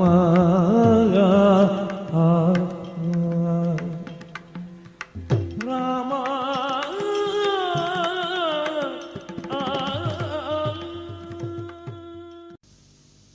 ಬೇಟೆಗೆ ಹೋಗಿದ್ದೆ. ಆನೆ ನೀರು ಕುಡಿಯುತ್ತದೆ ಅಂತ ಊಹಿಸಿದೆ. ನನ್ನ ಶಬ್ದವೇದಿ ವಿದ್ಯೆಯನ್ನು ಪ್ರಕಟಿಸುವುದಕ್ಕೆ ಸುಸಂದರ್ಭ ದೇವರು ಮಾಡಿಕೊಟ್ಟದ್ದು ಅಂತ ತಿಳಿದೇ ಬಾಣವನ್ನೆಸೆದೆ. ಹಾ ಅಂತ ಆಕ್ರಂದನ ಕೇಳಿತು. ಹೋಗಿ ನೋಡುವಾಗ ಒಬ್ಬ ಋಷಿಕುಮಾರ.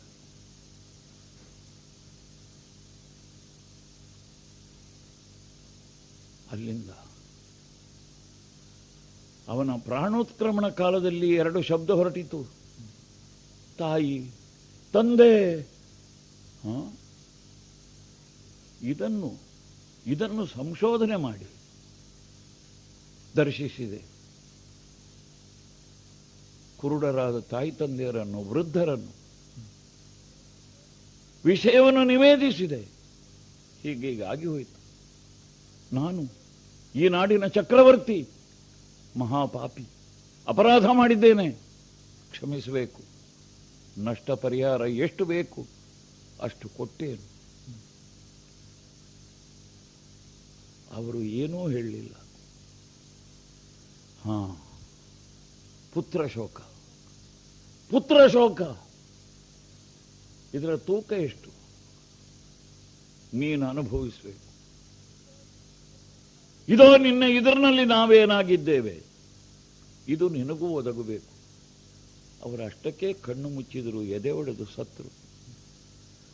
ಹಾಗಾಗಿ ನನಗೂ ಪುತ್ರ ಶೋಕವೇ ಮರಣ ಕಾರಣವಾಗ್ತದೆ ಅಂತ ಕೇಳಿದಾಗ ರಾಮ ನಿನ್ನಲ್ಲಿ ಹೇಳಬೇಕಲ್ಲ, ಮನಸ್ಸಿನಲ್ಲಿ ಸಂತೋಷಪಟ್ಟೆ. ಯಾಕೆ ಸಂತೋಷಪಟ್ಟೆ? ಪುತ್ರವಂತನಲ್ಲದೆ ಇದ್ದಂತಹ ನನಗೆ ಪುತ್ರನಾಗುತ್ತಾನೆ ಅಂತ ಇವರ ಮೂಲಕ ನನಗೆ ದೇವರು ತಿಳಿಸಿದನೋ ಇಲ್ಲೋ. ಪುತ್ರೋದಯವಾಗದಿದ್ದರೆ ನಾನು ಅಮರನಾಗುತ್ತೇನೆ, ಸತ್ಯ ಅಲ್ವ? ಹೀಗೆ ಅನೇಕ ವಿಷಮಗಳನ್ನು ಅನುಭವಿಸಿದೆ. ಈಗ ಅವರು ಹೇಗೆ ಪುತ್ರಶೋಕದಿಂದ ಮುಕ್ತಿಯನ್ನು ಪಡೆದರೋ, ನಾನು ಈ ಪುತ್ರಶೋಕದಿಂದ ಜೀವನದ ಪೂರ್ಣ ವಿಕಾಸವನ್ನು ಪಡೆಯುತ್ತೇನೆ, ಮರಳಿ ಹುಟ್ಟುವುದಿಲ್ಲ. ಆದ್ದರಿಂದ ರಾಮ ಕೊನೆಯ ಗಳಿಗೆಯಲ್ಲಿ ನನ್ನದು ಒಂದು ಕೋರಿಕೆ ಇದೆ. ಏನು? ಪ್ರತಿಜ್ಞಾಬದ್ಧನಾದೆ ಅಂತ ನಾನು ಆವಾಗಲೇ ಹೇಳಿದ್ದೇನೆ. ಸರಿ. ಹೋಗುವವನು ಹೋಗ್ತಿ, ನನ್ನನ್ನು ಬಿಟ್ಟು ಹೋಗ್ತಿ, ಆದರೆ ನಿನ್ನನ್ನು ಬಿಟ್ಟು 14 ವರ್ಷದ ವನವಾಸದ ಅವಧಿಯನ್ನು ಮುಗಿಸಿ ನೀನು ಬರುವಾಗ ನಿನ್ನ ಸ್ವಾಗತಕ್ಕೆ ನಾನು ಇರುತ್ತೇನೋ ಇಲ್ಲವೋ. ಮಗ, ಬೇರೆ ಏನೂ ಬೇಡ. ನನ್ನನ್ನು ಇಲ್ಲಿಂದ ನಿನ್ನ ಅಮ್ಮನಾದಂತಹ ಕೌಸಲ್ಯಾದೇವಿಯ ಅಂತಃಪುರಕ್ಕೆ ಸಾಗಿಸುವಂತೆ ಏನಾದರೂ ಏರ್ಪಾಡು ಮಾಡು. ಈ ಹೊತ್ತು ರಾತ್ರಿ ನನ್ನ ಜೊತೆಯಲ್ಲಿ ಇದ್ದು ಸೂರ್ಯೋದಯಕ್ಕೆ ಎದ್ದು ಬೇಕಾದದ್ದು ಮಾಡು. ನಾಳೆಯ ಸೂರ್ಯೋದಯ ನಿನ್ನ ಏಳ್ಗೆಗೆ, ನಿನ್ನ ಅಭಿವೃದ್ಧಿಗೆ, ನಿನ್ನ ಚರಿತ್ರೆಯ ಸೃಷ್ಟಿಗೆ ಪೂರಕವಾಗಲಿ. ತಮ್ಮ, ಈ ಹೊತ್ತು ರಾತ್ರಿ ಒಂದು ತುತ್ತು ಅನ್ನವನ್ನು ನನ್ನ ಜೊತೆಯಲ್ಲಿ, ನಿನ್ನ ಜೊತೆಯಲ್ಲೇ ಒಂದು ತುತ್ತು ನನ್ನ ಬಾಯಿ ಅಂಜಲು. ಇಷ್ಟಾದರೂ ಸಾಗಲಿ ಮಗನೇ, ಒಪ್ಪಿ ಬರ್ತೀಯ? ತಂದೆಯವರೇ,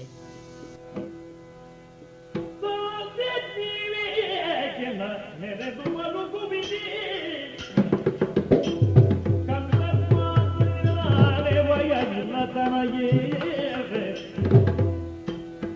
ಮುಂದೆ ರಾಜ್ಯವನೆಲ್ಲ ಭರತ ಚೌದದಿ ಮುಖವಾಗಿರೆದು ಕೈ ಮುಗಿಯುವ ತಂದೆಯೇ ಎಲ್ಲ ನೆನೆದು ಮಲಗುವಿದೆ.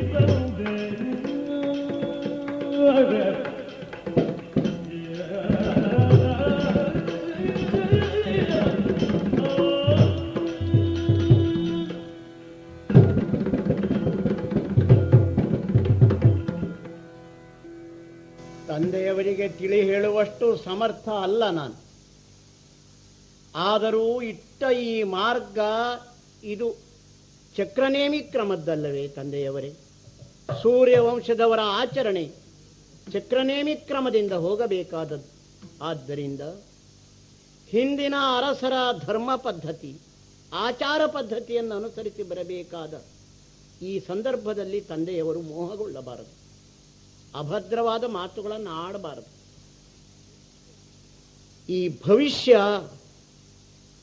ನಮ್ಮ ವಶವಾದದ್ದಲ್ಲ, ದೈವಕ್ಕೆ ಬಿಟ್ಟದ್ದು. ಆದರೆ ತಾಯಿಯವರಿಗೆ ಕೊಟ್ಟಂತಹ ಈ ವಚನ, ಇದನ್ನು ಪೂರೈಸಬೇಕಾದದ್ದು ಮಕ್ಕಳಾದ ನಮ್ಮ ಕರ್ತವ್ಯ. ಹಿರಿಯ ಮಗನಾದಂತಹ ರಾಮ ನನ್ನ ಕರ್ತವ್ಯ. ಯಾಕಂದರೆ 4 ಮಕ್ಕಳಲ್ಲಿ ದಾಶರಥಿ ಅಂತ ಕರೆಯೋದು ಯಾರಿಗೆ? ತಂದೆಯವರಿಗೆ. ನಿನ್ನನ್ನೇ.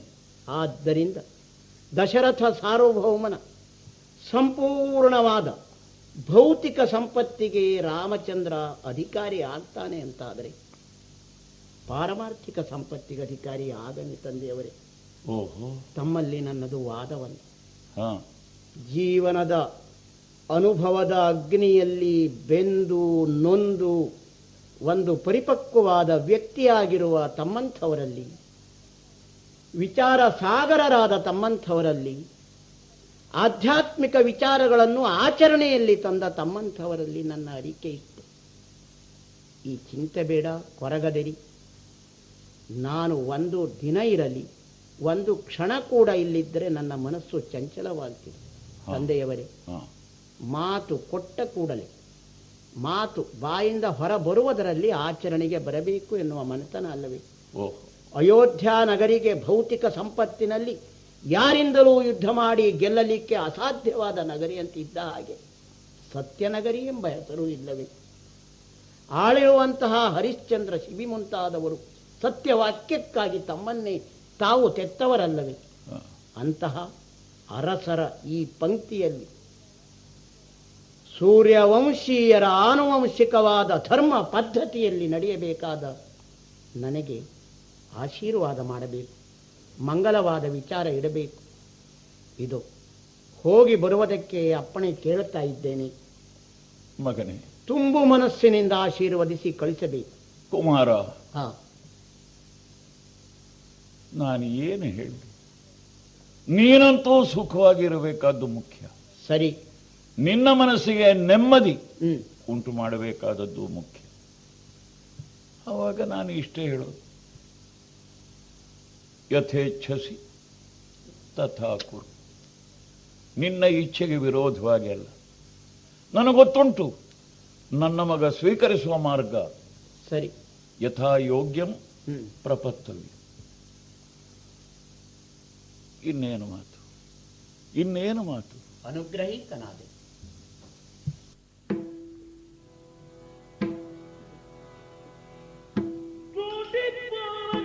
ರಾಜ್ಯವೋ ಬಿಟ್ಟೆಲ್ಲ ಜೋಡಗರಿ ಪೋಪನೆ ಪುರಗಾಗಿ ಲಕ್ಕಣೋ ಹೇಳಾವಣಿ ಕೈಗೆ ಎಂದು ಸಣ್ಣಗ್ರಜರ ಕೂಣೆ ಬಂದಿದ್ದೆನು.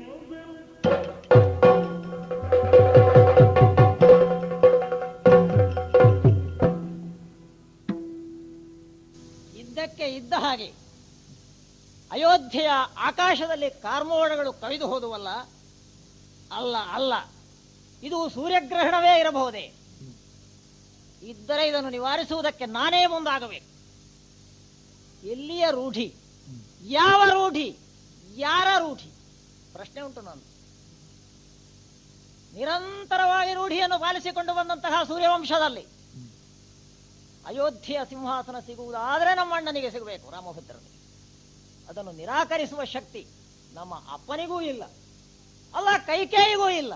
ಇದೆ ಅಂತಾದರೆ ಪ್ರಶ್ನಿಸುವ ನಾನಿದ್ದೇನೆ. ಹೋಗುತ್ತೇನೆ ಮುಂದೆ. ಅಣ್ಣ, ದೇವಾದಿ ಐದು ದಿಲ್ಲಿ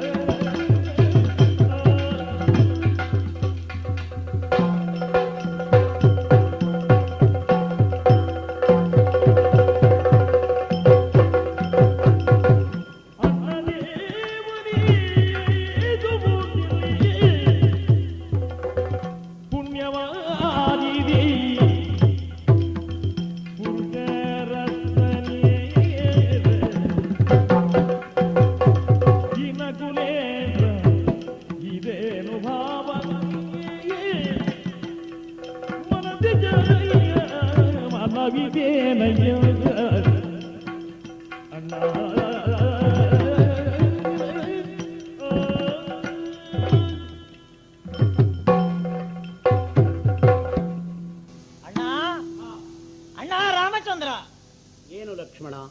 ಹೊರಡುವುದು ಅಂತಲೇ ತೀರ್ಮಾನ ಮಾಡಿದೆಯೋ? ಸರಿ. ಹಾಗಾದ್ರೆ ನಾನೂ ಬರುತ್ತೇನೆ. ಏನು? ಅಪ್ಪನವರ ಮಾತು ಹ್ಮ್ ಅಥವಾ ಅವರ ವರ ಹ್ಮ್ ಅದನ್ನೇ ಸ್ವೀಕರಿಸಿ ಈ ಹೊತ್ತು ವನವಾಸವನ್ನು ನೀನು ಕೈಗೊಳ್ಳುವುದಾದರೆ ಹ್ಮ್ ನಿನ್ನನ್ನು ಅಣ್ಣ ಅಂತ ನಾನು ಭಾವಿಸಿದವ ಅಲ್ಲ. ಹಾ ಹೆಜ್ಜೆ ಹೆಜ್ಜೆಗೆ ಬದುಕಿನಲ್ಲಿ ಅಣ್ಣ ದೇವ ಅಂತ ನಿನ್ನನ್ನು ಸಂಬೋಧಿಸಿದ್ದೇನೆ. ಓಹೋ. ಔಪಚಾರಿಕವಾಗಿ ಅಲ್ಲ. ಹ್ಮ್ ಮಾತೃದೇವೋಭವ, ಹ್ಮ್ ಪಿತೃದೇವೋಭವ, ಹ್ಮ್. ಆಚಾರ್ಯ ದೇವೋಭವ, ಈ ಮೂರನ್ನೂ ಬಿಟ್ಟಿದ್ದೇನೆ. ಹಾ ಅಗ್ರಜ ದೇವೋಭವ, ಇದು ನಾನು ಬದುಕಿನಲ್ಲಿ ಅನುಸರಿಸಿಕೊಂಡು ಬಂದಂತಹ ಜೀವನದ ಮಹಾತತ್ವ, ಮಹಾಸತ್ಯ. ಓಹೋ. ಅಣ್ಣ, ಹಾ ನನ್ನ ವ್ಯಕ್ತಿತ್ವ ಏನಿದ್ದರು ಹ್ಮ್ ನಿನ್ನ ವ್ಯಕ್ತಿತ್ವದಲ್ಲಿ ಏನು ಉಳಿದಿದೆ ಹಾ. ಆ ಶೇಷ ಇದು. ಹೌದಾ? ನಿನ್ನನ್ನು ಬಿಡುವುದಿಲ್ಲ ಹ್ಮ್ ಈ ಶೇಷ.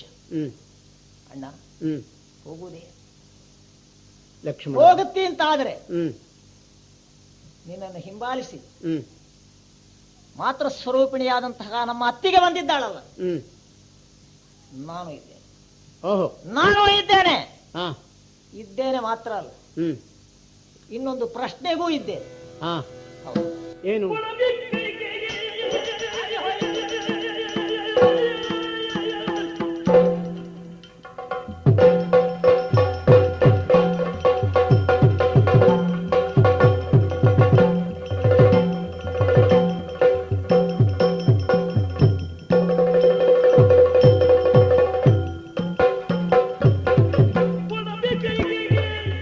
ಮಾರಿ ಹೋಯಿತೆ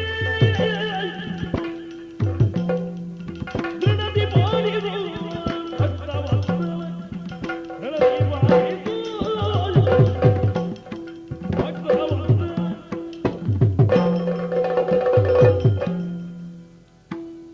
ಅಣ್ಣ, ಹಾ ಪರಂಪರೆಯ ಬಂದಂತಹ ಈ ಅಧಿಕಾರ, ಹಾ ಇದನ್ನು ಹ್ಮ್ ಔರಸ ಪುತ್ರನಾದಂತಹ ರಾಮಭದ್ರನಿಗೆ ನಿರಾಕರಿಸುವ ಹಕ್ಕು ಹ್ಮ್ ಪ್ರಪಂಚದ ಯಾವ ಶಕ್ತಿಗೂ ಇಲ್ಲ.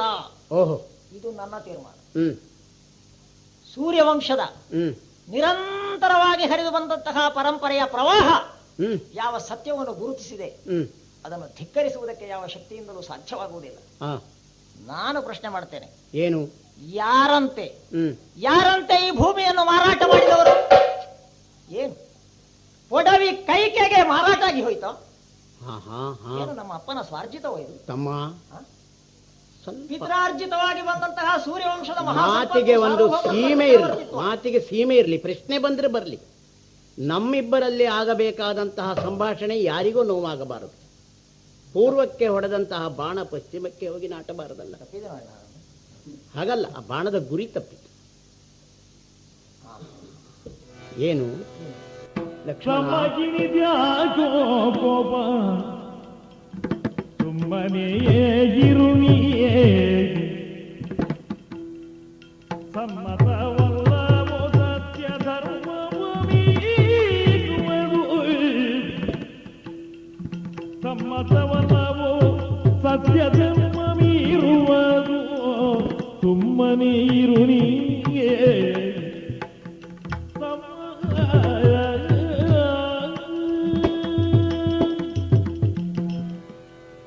ತಮ್ಮ ಲಕ್ಷ್ಮಣ, ಅಣ್ಣ, ನಿನ್ನ ಮಾತಿನ ಓಘ ವೇಗ ಹ. ಒಂದು ಸಾರಿ ಇಡೀ ಭೂಮಂಡಲವನ್ನೇ ನಡುಗಿಸೀತು. ಹೀಗೆ ಮುಂದಕ್ಕೆ ಹೋಗ್ಲಿಕ್ಕೆ ಬಿಟ್ಟರೆ ಏನು ನಿನ್ನ ಬಾಯಿಂದ ಭೂಮಂಡಲ ಬರಬೇಕಾದ? ನಡಗಲಿಕ್ಕೆ ಪ್ರಾರಂಭ ಆದ್ದರಿಂದಲೇ ನಾನು ಮಾತಾಡ್ಲಿಕ್ಕೆ ಪ್ರಾರಂಭಿಸಿದೆ. ಹಾಗಾದದ್ದಲ್ಲ. ಹ. ಭೂಮಂಡಲ ತನ್ನ ತಲೆಯ ಮೇಲೆಯೇ ಇದೆ. ಹ. ಬಹುಶಃ ಅದು ನಡುಗೀತು ಎನ್ನುವ ಭಾವನೆಯಿಂದ ಭೂಮಂಡಲವನ್ನೇ ಹೊತ್ತು ಹ. ಅದರ ಸಮತೋಲ ಕಾಪಾಡಬೇಕಾದವನು ತಾನೆಂಬ ಹ. ಒಂದು ಕಲ್ಪನೆ ಹ. ಮತ್ತೆ ಯಾರಾದರೂ ಮಾಡಿದರೆ ಹ. ಆ ರೀತಿ ಮಾತಾಡ್ತಾ ಇದ್ದೆ. ಅದು ನಿನ್ನ ಮೇಲೆಯೇ ಇದೆಯೋ ಎಂಬ ಹಾಗೆ. ಆ ರೀತಿಯಾದ ನಿನ್ನ ಬಾಯಿಂದ ಬರಬೇಕಾದಂತಹ ಮಾತು ಹ. ಬಿಸಿಯುಸಿರು. ಹ. ಈ ಬಿಸಿ ಹೊರಗೆ ಬಂದು ನಮ್ಮ ಮನೆಯಿಂದ, ಅರಮನೆಯಿಂದ ಆವರಣಕ್ಕೆ ಹೋಗಿ, ಸಭೆಗೆ ಹೋಗಿ ಜನಕ್ಕೆ ಗೊತ್ತಾದರೆ ಗತಿಯೇನು? ಆದ್ದರಿಂದ ಈ ಬಿಸಿ ಏನಿದ್ರೂ ಇಲ್ಲೇ ಇರಬೇಕು, ಮನಸ್ಸು ತಂಪಾಗಬೇಕು. ಹ್ಮ್. ಲಕ್ಷ್ಮಣ, ಅಣ್ಣ, ಎಂಥೆಂತಹ ಹೊಣೆಗಾರರು ಕೂಡ ಇಷ್ಟು ರೀತಿಯಾದ ಕೋಪ ತಾಳಲಿಕ್ಕಿಲ್ಲ. ಹ್ಮ್. ಕೋಪ ಯಾವಾಗಲೂ ನಮ್ಮ ಕಲ್ಯಾಣಕ್ಕೆ ಭಂಗ ತರುವಂತಹದ್ದು. ಹ. ಈಗ ಇಲ್ಲಿ ನಡೆದದ್ದೇನು? ಕುಲಧರ್ಮ. ಹ. ಕುಲಧರ್ಮದ ಆಚರಣೆಯಲ್ಲಿ ಅದನ್ನು ನಾವು ತೊಡಕು ಹಾಕಿ ಅದಕ್ಕೆ ದೊಡ್ಡ ವ್ಯಾಪಕತೆಯನ್ನುಂಟು ಮಾಡಿ, ಹ. ದೊಡ್ಡ ವರ್ತುಳವನ್ನುಂಟು ಮಾಡಿ, ಇದು ರಾಷ್ಟ್ರವ್ಯಾಪಿ, ಜಗದ್ವ್ಯಾಪಿ ಅಂತ ಹೇಳಿದರೆ ಎಷ್ಟು ಹೇಳಬಹುದು. ಇಲ್ಲಿ ನಡೆದದ್ದೇನು? ನಮ್ಮ ತಾಯಿಯವರು ನನ್ನೊಬ್ಬನ ಅನುಗ್ರಹಕ್ಕೆ, ಯಾಕಂದರೆ ರಾಮಚಂದ್ರನ ಜೀವನ, ರಾಮಚಂದ್ರನ ಈವರೆಗಿನ ನಡೆ ಅವರಿಗೆ ಗೊತ್ತುಂಟು. ರಾಮಚಂದ್ರ ಏನಾದರೂ ಪಡೆದದ್ದಿದ್ದರೆ ಕಾಡಿನಲ್ಲಿ, ರಾಮನಿಗೆ ಜೀವನದಲ್ಲಿ ಧನ್ಯತೆ ಬಂದಿದ್ದರೆ ಕಾಡಿನ ಸಂಸ್ಕೃತಿಯಿಂದ, ರಾಮಚಂದ್ರ ಇಂದು ಜನಕ್ಕೆ ಕಂಡಿದ್ದರೆ ಕಾಡಿನಲ್ಲಿ ಬೆಳೆದಂತಹ ಋಷಿಮುನಿಗಳ ಕೊಡುಗೆಯಿಂದ, ರಾಮನ ಬತ್ತಳಿಕೆ ತುಂಬಿದ್ದರೆ ಮಹರ್ಷಿಗಳಾದ ವಿಶ್ವಾಮಿತ್ರರ ಇಡುವಿಕೆಯಿಂದ, ರಾಮನ ಮನಸ್ಸಿನಲ್ಲಿ ಬುದ್ಧಿ ಗಲಿತಿದ್ದರೆ ಅದು ಸಂಪೂರ್ಣವಾದ ಶ್ರುತಿಬದ್ಧವಾದ ನಡೆ ಆದರೆ ಕುಲಗುರುಗಳಾದ ವಸಿಷ್ಠರ ಒಂದು ಶಿಕ್ಷಣದಿಂದ ಕಾಡಿನಲ್ಲಿರುವ ಸಂಸ್ಕೃತಿ ನಾಡಿನಲ್ಲಿ ಮೈಗೂಡಿದರೆ ನಾಡಿನ ಜನಕ್ಕೆ ಕಾಡುವಂತಹ ಎಲ್ಲ ಸಮಸ್ಯೆಗಳನ್ನು ಬಿಡಿಸಿ ಆ ಜನಕ್ಕೆ ತಂಪೆರೆಚುವಂತಹ ಸಂದರ್ಭ ಬರ್ತಿದೆ ಎನ್ನುವ ದೃಷ್ಟಿಯಿಂದ ನಮ್ಮ ತಾಯಿಯವರು ಇನ್ನೂ ಮುಂಧೋರಣೆಯಿಂದ ರಾಮನು ಇನ್ನೂ ಅನುಭವದಲ್ಲಿ ಪಕ್ವವಾಗಬೇಕು, ಕಾಡಿನ ಸಭ್ಯತೆ ಮೈಗೂಡಿಸಿಕೊಳ್ಳಬೇಕು, ಕಾಡಿನ ಅನೇಕ ವಿಧವಾದಂತಹ ಆ ಸತ್ಕಾರ್ಯಗಳು ಸದ್ಧರ್ಮಗಳು ಉತ್ತಮ ಯಜ್ಞಯಾಗಾದಿಗಳ ಪುಣ್ಯಶೇಷಗಳನ್ನು ಹೊತ್ತು ಪರಿವ್ರಾಜಕನಾಗಿ ಬಂದು ತಮ್ಮ ನಾಡಿನಲ್ಲಿ ವ್ರತನಿಷ್ಠನಾದಂತಹ ರಾಮ, ಮಹಾತ್ಮರಿಗೆ ವ್ರತ ಇರೋದಿಲ್ಲವೇ? ಹಾಗೆ ನಮಗೊಂದು ವ್ರತ. ಅಲ್ಲಿ ಕೇವಲ 14 ವತ್ಸರ ಮನುಷ್ಯ ಲೆಕ್ಕದಲ್ಲಿ ಮಾತ್ರ ಇದ್ದು ಕಾಡಿನಲ್ಲಿದ್ದು ಕಾಡಿನ ಸೌಭಾಗ್ಯಗಳನ್ನು ತಂದು ನಾಡಿನ ದೌರ್ಭಾಗ್ಯಗಳನ್ನು ಕಳೆದು ನಾಡಿನ ಜನಕ್ಕೆ ತಂಪು ತರುವ ಸಲುವಾಗಿ ಅಮ್ಮನವರ ಅನುಗ್ರಹ ಆಶೀರ್ವಾದ. ಮತ್ತೆ ನೀನಿಷ್ಟು ಧ್ವನಿ ಏರಿಸಿದ್ದರಿಂದ ನಾನು ನಿನಗೆ ಉಪಮಾನ ಕೊಡಬೇಕಾಯಿತು. ನಿನ್ನ ತಲೆ ಮೇಲೇನೆ ಆದರೂ ಪೃಥ್ವಿ ಉಂಟು ಅಂತ. ಯಾಕಂದರೆ ಪೃಥ್ವಿಪತಿಗಳು ನಮ್ಮ ತಂದೆಯವರು. ಅವರ ತಲೆಯ ಮೇಲಿದ್ದಂತಹ ರಾಜ್ಯಭಾರ ಇರುವಾಗಲೂ ಇಷ್ಟು ವ್ಯಗ್ರವಾದದ್ದಿಲ್ಲ, ಅವರು ಇಷ್ಟು ಕ್ರುದ್ಧರಾದದ್ದಿಲ್ಲ. ಮತ್ತು ಮಕ್ಕಳು ನಾವು ಅವರೆದುರಿನಲ್ಲಿ ಹೀಗೆಲ್ಲ ಕೂಗಾಡಿದರೆ ಅವರ ಈ ನೊಂದ ಬೆಂದ ಹೃದಯಕ್ಕೆ ಅಂತಃಕರಣಕ್ಕೇನಾದೀತು? ಇಂದಿನ ಹುಡುಗರು ಇಡೀ ನಾಡಿನ ತನ್ನ ಅನುಭವವನ್ನು ಪ್ರಶ್ನಿಸ್ತಾರೆ ಎನ್ನುವ ಮನೋಭಾವ ಅವರಿಗೆ ಬಂದರೆ ಅದಕ್ಕೆ ಕಾರಣೀಭೂತರು ನಾವಾಗ್ತೇವಲ್ಲವೇ? ಆದ್ದರಿಂದಲೂ ತಂದೆಯವರ ಮುಖ ನೋಡಿ ಮನಸ್ಸು ಸಮಾಧಾನ ಮಾಡಿಕೊಂಡು ಇನ್ನು ನಿನ್ನಲ್ಲಿ ಒಂದು ಆದರ್ಶವನ್ನು ಕಂಡೆ. ಭ್ರಾತೃದೇವೋಭವ ಬಹಳ ದೊಡ್ಡದು. ಆ ಭಾಗ್ಯ ನನಗಿಲ್ಲ. ಯಾಕಂದರೆ ನಾನೇ ಹಿರಿಯವನಾಗಿದ್ದೇನೆ. ಆದರೆ ನನ್ನ ತಮ್ಮಂದಿರಿಗೆ ನಾನು ನನ್ನ ವಾತ್ಸಲ್ಯವನ್ನು ತೋರಿಸಬಹುದಲ್ಲ. ಭ್ರಾತೃ ವಾತ್ಸಲ್ಯ. ಆ ವಾತ್ಸಲ್ಯದಿಂದ ಇದೋ ನಿನ್ನನ್ನು ಅಪ್ಪಿ ನಿನಗೆ ಹೇಳ್ತಾ ಇದ್ದೇನೆ, ನಿನ್ನ ಮೈ ತಂಪಾಗಲಿ ಲಕ್ಷ್ಮಣ. ಆನುವಂಶಿಕವಾದ ನಮ್ಮ ಧರ್ಮ ಏನು? ನೀನು ಅಷ್ಟನ್ನು ಹೇಳಿದೆ. ಮಾತೃದೇವೋಭವ, ಪಿತೃದೇವೋಭವ, ಆಚಾರ್ಯ ದೇವೋಭವ, ಇದೆಲ್ಲ ಬದಿಗಿಡುತ್ತೇನೆ ಅಂತ. ಅದನ್ನು ಮೈಗೂಡಿಸಿಕೊಂಡು ಭ್ರಾತೃದೇವೋಭವ ಅಂದರೆ ಆನುವಂಶಿಕ ಪದ್ಧತಿಯಲ್ಲಿ ನಾವು ಬಂದ ಹಾಗಾಯಿತು. ಆದ್ದರಿಂದ ಅದೆಲ್ಲ ಮೈಗೂಡಿಸಿಕೊಂಡವನು ನಾನು. ನನ್ನೊಡನೆ ನೀನು ಸಮಾಧಾನದಿಂದ ನನ್ನ ಧರ್ಮದಲ್ಲಿ ನೀನು ನಡೀತೀಯ ಅಂತ ಆದರೆ ಇದೋ ನನ್ನ ತಮ್ಮ ನೀನು ಆನುವಂಶಿಕವಾದ ಧರ್ಮ ಮೈಗೂಡಿಸಿಕೊಂಡೆ. ಆದರೆ ನೀನು ಕೇಳಿದ ಕೂಡಲೇ ಒಪ್ಪಬೇಕಾದಂತಹ ಒಂದು ಅಂಶ ಮಾತ್ರ ಇಲ್ಲ. ಏನು? ಅರಣ್ಯವಾಸ ಹೇಳಿದ್ದು ಅಣ್ಣ. ನಮ್ಮ ತಾಯಿಯವರು ಹೇಳಿದ್ದು ಯಾರ ಬಗ್ಗೆ? ರಾಮ 14 ವರ್ಷ ವನಕ್ಕೆ ಹೋಗಬೇಕು, ಇದಲ್ಲವು? ಈ ಮಾತಿನ ವ್ಯಾಕರಣವನ್ನು ನಾವು ಋಷಿಮುನಿಗಳ ಹತ್ತಿರ ಕೇಳಬೇಕಾದದ್ದಿಲ್ಲ. ಸಾಮಾನ್ಯ ಮಕ್ಕಳು ಕೂಡ ಇದರ ಅರ್ಥ ಹೇಳ್ತಾರೆ. ಆದ್ದರಿಂದ ನೀನು ಅಣ್ಣನ ಮೇಲಿನ ಪ್ರೇಮದಿಂದ, ಭಕ್ತಿಯಿಂದ, ಅಥವಾ ಆ ಒಂದು ರೀತಿಯ ಅಣ್ಣನನ್ನ ದೇವನೆಂದು ಕಾಣ್ತೇನೆ ಎನ್ನುವ ಭಾವನೆಯಿಂದ ನೀನು ಒಪ್ಪಿದರೆ ನಾಡೇನು ಹೇಳಿತು? ನಿನ್ನನ್ನು ಕರೆದೊಯ್ದರೆ ನನಗೆ ಜನ ಏನು ಹೇಳಿಯಾರು? ಅಣ್ಣ, ಓ ರಾಘವ,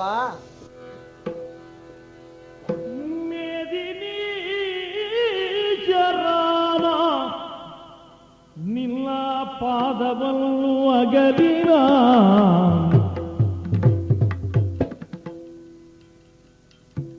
ರಾಮ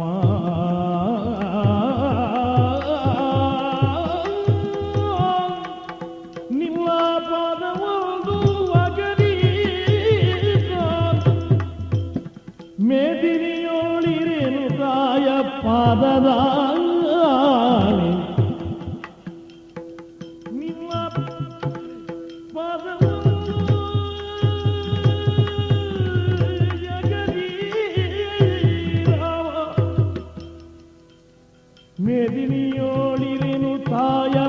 ಮಾತದ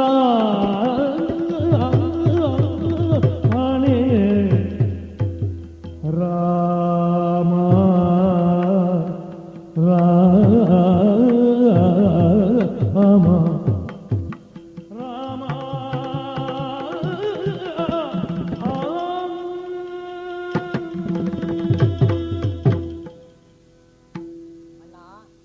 ಲಕ್ಷ್ಮಣ, ನಿನ್ನಲ್ಲಿ ನನ್ನ ವಾದವೂ ಇಲ್ಲ, ಹ್ಮ್, ನಿನ್ನನ್ನು ನಾನು ಆಕ್ಷೇಪಿಸುವವನೂ ಅಲ್ಲ. ಸರಿ. ನಿನ್ನ ವ್ಯಕ್ತಿತ್ವದಲ್ಲಿ ನನ್ನನ್ನು ನಾನು ಸಮೀಕರಿಸಿಕೊಂಡವನು. ಹೋ ನಿನ್ನ ಸುಖ ದುಃಖದಲ್ಲಿ ನಾನು ಸಹಭಾಗಿಯಾಗಿ ಬದುಕಿನಲ್ಲಿ ಧನ್ಯತೆಯನ್ನು ಕಂಡವನು. ನಿಜವಪ್ಪ ಅದು. ಅಣ್ಣ, ಹ್ಮ್, ನೀನೇ ಹೇಳಿದೆಯಲ್ಲ, ಹಾ, ನಾನು ಬಿಸಿಯಾದಾಗ ನಿನ್ನ ಮೈಯ ಸ್ಪರ್ಶ ನನಗೆ ತಂಪಾಗಿಸ್ತಾ ಇದೆ, ಸರಿ. ನಾನು ತಂಪಾದಾಗ ನಿನ್ನ ಮೈಯ ಸ್ಪರ್ಶ ನನ್ನನ್ನು ಬಿಸಿಯಾಗಿಸ್ತಾ ಇದೆ. ಹ್ಮ್, ಇದು ಒಂದು ರೀತಿಯ ಕೃತಾರ್ಥತೆ. ಹ್ಮ್, ಆದರೆ ಒಂದು ಮಾತು ಹೇಳಿದೆಯಲ್ಲ ಅಣ್ಣ, ಏನು? ತಮ್ಮ ಇಷ್ಟೇಕೆ ಕೋಪವನ್ನು ತಾಳುತ್ತಾ ಇದ್ದಿ? ಹೌದು. ಇದು ತಾಳಿದ್ದಲ್ಲ, ಹ್ಮ್, ಇದು ಬಂದದ್ದು. ಕೋಪ ಬರುವುದು ಅಂತ ಒಬ್ಬ ಮನುಷ್ಯನಿಗೆ ಓಹೋ, ಸ್ವಾಭಾವಿಕವಾದಂತಹ ಸಹಜವಾದಂತಹ ಸಂವೇದನೆ. ಹ್ಮ್, ಪ್ರಪಂಚದಲ್ಲಿ ಎಲ್ಲೇ ಆಗಲಿ ಹ್ಮ್, ಅನ್ಯಾಯವಾಗಾದಾಗ ಅದನ್ನು ಪ್ರತಿಭಟಿಸಬೇಕು. ಹ್ಮ್, ಇದು ಧರ್ಮದ ಒಂದು ಲಕ್ಷಣವೇ ಹೌದಲ್ಲ ಹಾ, ಅಣ್ಣ? ನನ್ನ ಮಾತಿನ ಸಾರ ಇಷ್ಟೇ. ಹ್ಮ್, ನಾನು ನನ್ನ ಅಪ್ಪನನ್ನು ಆಕ್ಷೇಪಿಸುವುದಲ್ಲ. ಸರಿ. ಪರಂಪರೆಯಿಂದ ನಿನಗೆ ಬರಬೇಕಾದಂತಹ ಸಿಂಹಾಸನದ ಅಧಿಕಾರವನ್ನು ನಿರಾಕರಿಸಿದ್ದು ಹ್ಮ್, ಸರ್ವಥಾ ಸರಿಯಲ್ಲ. ಹ್ಮ್, ಈ ನನ್ನ ನ್ಯಾಯದಲ್ಲಿ ಅಥವಾ ನನ್ನ ಅಭಿಪ್ರಾಯದಲ್ಲಿ ಹ್ಮ್, ಬದಲಾವಣೆ ಇಲ್ಲ. ಹ್ಮ್, ಆದರೆ ಹ್ಮ್, ನೀನು ಹೇಳಿದೆಯಲ್ಲ, ಹ್ಮ್, ತಂದೆಯವರೇ ಭೂಮಂಡಲವನ್ನು ತಲೆಯಲ್ಲಿ ಹೊತ್ತವರು, ಸರಿ. ಆದರೆ ಅವರೂ ನಿನ್ನಲ್ಲಿ ಅರಣ್ಯವಾಸಕ್ಕೆ ಹೋಗು ಮಗನೇ ಅಂತ ಬಾಯಿ ಬಿಟ್ಟು ಹೇಳಲಿಲ್ಲ ಅಂತೆ ಹ್ಮ್, ಅಣ್ಣ. ಹ್ಮ್, ಆದರೆ ನೀನಾಗಿ ಹ್ಮ್, ನಿನ್ನ ಮೇಲೆ ಕರ್ತವ್ಯವನ್ನು ಆರೋಪಿಸಿಕೊಂಡಿದ್ದಿ. ಹಾ, ಇದು ನಿಜವಾಗಿ ನಿನ್ನ ದೊಡ್ಡತನ. ಹ್ಮ್, ಆಮೇಲೆ ಹ್ಮ್, ರಾಘವ, ಹ್ಮ್, ರಘುವಂಶ ಪರಂಪರೆಯಲ್ಲಿ ಬಂದಂತಹ ಯಾರಿಗೂ ಈ ನಾಮಧೇಯ ಇದು ತನಕ ಸಲ್ಲಲಿಲ್ಲ. ಓಹೋ, ದಾಶರಥಿ ಇದ್ದರೆ ನೀನು ಮಾತ್ರ. ಹ್ಮ್, ಹಾಗಾಗಿ ಹ್ಮ್, ಸಿಂಹಾಸನದ ಅಧಿಕಾರ ಹ್ಮ್. ಜ್ಯೇಷ್ಠನೂ ಶ್ರೇಷ್ಠನೂ ಆಗಿರುವಂತಹ ನಿನಗೆ ಹ್ಮ್, ಸಲ್ಲತಕ್ಕದ್ದು. ಸರಿ. ಅದಕ್ಕಾಗಿ ನಾನು ಒಂದು ಮುಹೂರ್ತ, ನಿನ್ನ ಕಲ್ಪನೆ ಇದು. ಹೌದು, ಹ್ಮ್, ಕಲ್ಪನೆಯೇ ಅಲ್ಲ, ಹ್ಮ್, ನನ್ನ ಖಚಿತವಾದಂತಹ ನಿರ್ಧಾರ. ಓಹೋ, ಆದರೆ ನಿನ್ನ ಮಾತಿನ ಮೇಲೆ ಹ್ಮ್, ಆಮೇಲೆ ನನ್ನ ಪ್ರಶ್ನೆ ಇಲ್ಲ. ಹಾ, ಹೌದು, ಯಾಕಂದ್ರೆ ಹಾ, ಅದರ ಒಂದು ಅಭಿಪ್ರಾಯ ಹೇಳಿದೆಯಲ್ಲ ನೀನು ಹ್ಮ್, ಪ್ರಾರಂಭದಿಂದ. ಹ್ಮ್, ಕಾಡಿನಲ್ಲಿ ಸಂಪೂರ್ಣವಾದಂತಹ ಸಮಗ್ರವಾದಂತಹ ನನ್ನ ವ್ಯಕ್ತಿತ್ವವನ್ನು ನಿರೂಪಿಸಿಕೊಂಡವ ನಾನು. ಸರಿ. ಆ ಕಾಡಿನ ಸಂಸ್ಕಾರದಿಂದ ಬದುಕಿನ ಹ್ಮ್, ಭವ್ಯತೆಯನ್ನು ಕಂಡವ ನಾನು ಹೌದು. ಅಂತ ಒಂದು ಪ್ರತಿಪಾದನೆಯನ್ನು ನೀನು ಮುಂದಿಟ್ಟಿಯಲ್ಲ ಅಣ್ಣ. ಹ್ಮ್, ಚೆನ್ನಾಗಿ ನೆನಪು ಮಾಡಿಕೊ. ಹ್ಮ್, ಆ ಎಲ್ಲ ಸಂದರ್ಭಗಳಲ್ಲಿಯೂ ನಿನ್ನೊಂದಿಗೆ ನಾನಿದ್ದೆ, ಹ್ಮ್, ಹೌದಲ್ಲ? ನಿಜ. ಬಹಳ ದೊಡ್ಡ ಕಾಡಿನಲ್ಲಿ ನೀನು ಸಂಚರಿಸುವಾಗಲೂ ಇದ್ದೆ, ಹ್ಮ್, ಕಿರಿಕಾಡಿನಲ್ಲಿಯೂ ಇದ್ದೆ. ಸರಿ. ಹ್ಮ್, ಈಗ ಈ ಕಾಡಿನ ಸಂಸ್ಕಾರ ಹ್ಮ್, ನಿನಗೆ ಎಷ್ಟು ಅಗತ್ಯವೋ ಹ್ಮ್, ನನಗಷ್ಟು ಅಗತ್ಯವೂ ಹೌದು, ನನಗಷ್ಟು ಪ್ರೀತಿಯ ವಿಷಯವೂ ಹೌದು. ಓಹೋ, ಆದ್ದರಿಂದ ಹ್ಮ್, ಕಾಡಿಗೆ ನೀನು ಹೋಗುವುದಾದ್ರೆ, ನಾಡಿನಲ್ಲಿ ನೀನು ನಿಲ್ಲುತ್ತಿ ಅಂತ ಆದ್ರೆ ಈಗ ಸಿಂಹಾಸನದ ಮೇಲೆ ನಿನ್ನನ್ನು ಪ್ರತಿಷ್ಠೆ ಮಾಡುವುದು ನಾನು. ಹ್ಮ್, ಕಲಶಾಭಿಷೇಕ ನಾನೇ ಮಾಡ್ತೇನೆ, ಓಹೋ, ಗುರುಗಳು ಬಾರದಿದ್ರೆ. ಹ್ಮ್, ಅಲ್ಲ, ಅಷ್ಟು ಸಿಟ್ಟುಂಟು, ಸಿಟ್ಟು ಬರುವುದಿದು ನನಗೆ. ಸರಿ. ಸಿಟ್ಟು ತಾಳುವುದಲ್ಲ, ನಾನು ಬರುವುದು ನನಗೆ. ಸಿದ್ಧಾಂತಕ್ಕಾಗಿ ಕೋಪ. ಈಗ ಸೈದ್ಧಾಂತಿಕ. ಈಗ ನೀನು ಅಷ್ಟು ಹೇಳಿದ್ದರಿಂದ ಇದು ಕಡಿಮೆ ಆದದ್ದು. ಹ್ಮ್, ಅಲ್ಲದಿದ್ರೆ ಪುನಃ ಭೂಮಂಡಲ ನಡುಗುತ್ತಿತ್ತು. ಓಹೋ, ಓಹೋ, ಅಣ್ಣ, ಹ್ಮ್, ಕಾಡೆ ಹ್ಮ್, ಅಂತ ನಿನ್ನ ತೀರ್ಮಾನ ಆದ್ರೆ ಹ್ಮ್, ನನಗೂ ಅದೇ. ಹ್ಮ್, ಕಾಡನ್ನು ನೀನು ಎಷ್ಟು ಪ್ರೀತಿಸ್ತಿ ಹ್ಮ್, ಅಷ್ಟು ನಾನು ಪ್ರೀತಿಸ್ತೇನೆ. ಹಾ, ಹಾಗಾಗಿ ನಿನ್ನೊಂದಿಗೆ ಬರಲಿಕ್ಕೆ ನನಗೆ ಅಪ್ಪಣೆ ಆಗಬೇಕು. ಹ್ಮ್. ಲಕ್ಷ್ಮಣ, ಏನು? ನಿನ್ನ ಅಂತಃಕರಣ ಅರ್ಥವಾದ ಮೇಲೆ ಮಾತಿಗಾಗಿ ಅಥವಾ ನಮ್ಮಿಬ್ಬರ ಮಾತಿನಲ್ಲಿ ಬಂದ ಅಭಿಪ್ರಾಯ ಭೇದಕ್ಕಾಗಿ ಇಲ್ಲಿ ವಾದ ಬೇಡ. ಯಾಕಂದರೆ ನಿನ್ನ ಅಂತಃಕರಣದ ಆ ಹಿರಿಮೆಯೇ ಅಂಥದ್ದು. ಅದೆಲ್ಲದಕ್ಕಿಂತಲೂ ನನ್ನ ಮಾತಿನ ಓಘ ಅಥವಾ ನನ್ನ ಮಾತಿನ ಹಿರಿಮೆ ಹೇಗೂ ಇರಲಿ, ತಾಯಿಯ ಪಾದದ ಆಣೆಯಾಗಿ ನೀನೇನು ಹೇಳಿದೆಯೋ ಆ ಮಹಾತಾಯಿಯ ಪಾದದಗಿಂತ ದೊಡ್ಡದಾದದ್ದು ನನಗಿನ್ನೇನು ಇಲ್ಲ ಲಕ್ಷ್ಮಣ. ಆದ್ದರಿಂದ ಅಲ್ಲಿ ಬಂದಂತಹ ನಿನ್ನ ಮಾತು ತಾಯಿಯ ಪಾದದಲ್ಲಿ ನಿಂತಿತು ಅಂತ ಆದರೆ ಆ ಮಾತೋಶ್ರೀಯವರ ಮಾತಿನಿಂದ ಅರಣ್ಯಕ್ಕೆ ಹೋಗಬೇಕಾದ ನನ್ನ ಈ ನಿರ್ಣಯವನ್ನು ನೀನು ಗೌರವಿಸ್ತೀಯ ಅಂತಃಕರಣದಿಂದ ಅಂತ ನನಗೆ ಗೊತ್ತುಂಟು, ಖಂಡಿತವಾಗಿ ಗೊತ್ತು.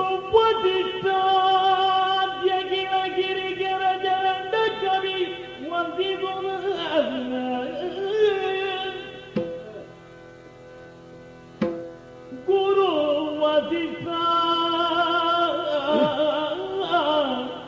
ಅಖಿಲ ಗಿರಿಜರ ಚರಣ ಕವಿವಂದಿಸುತ್ತ ಮೂವರು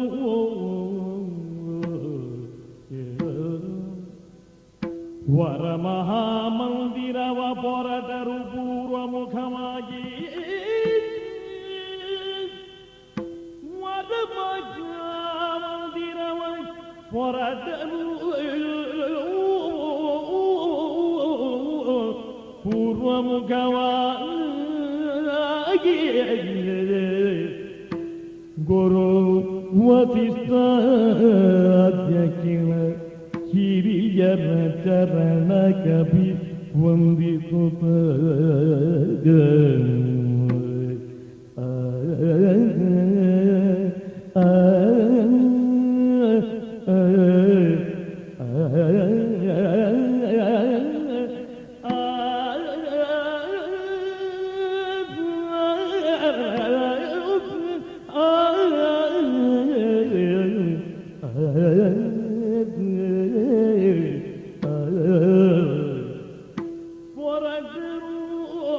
ಪೂರ್ವಮುಖವಾಗಿ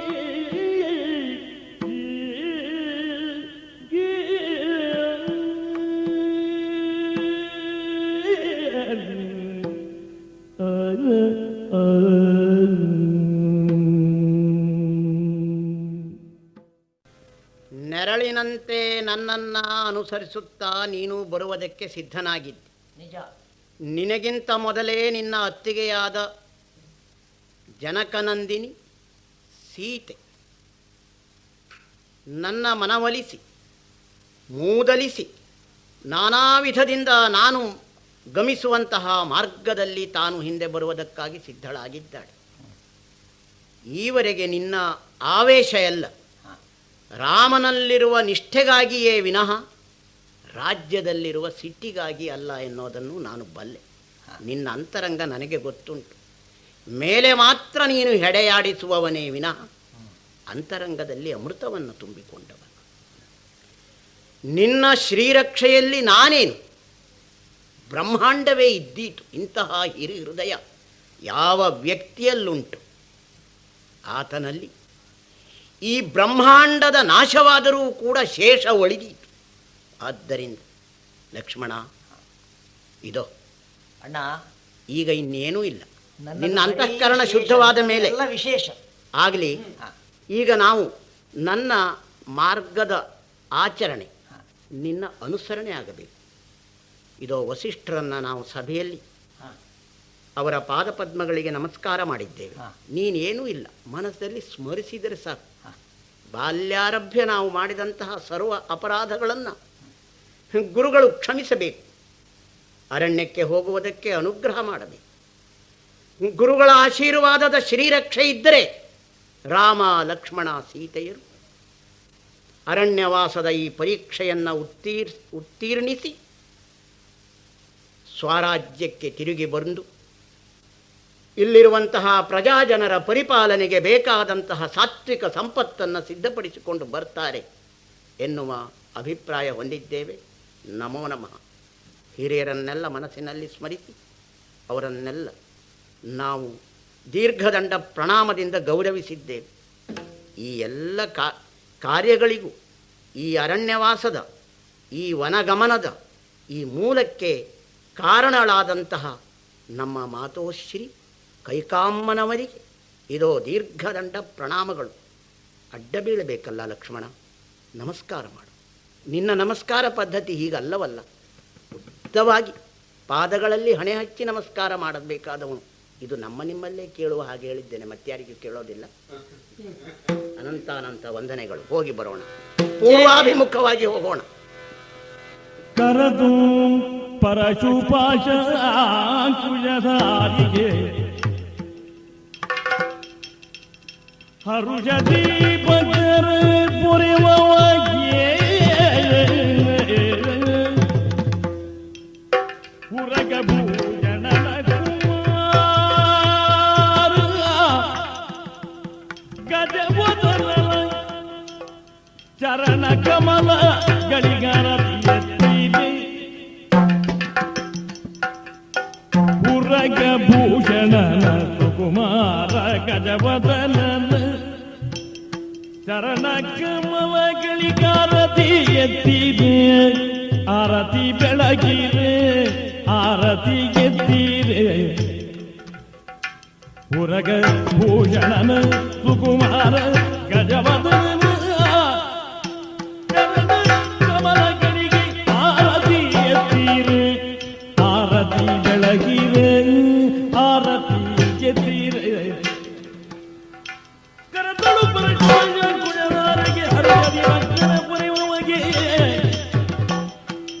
ಉರಗ ಭೂಷಣನ ಕುಮಾರ ಗಜವದನನ ಉರಗ ಭೂಷಣ ಸುಕುಮಾರ ಗಜವದನನ ಚರಣ ಕಮಲ ಎತ್ತೀರಿ ಗಜಮುಖದ ವಗೆ ಗಣಪಗೆ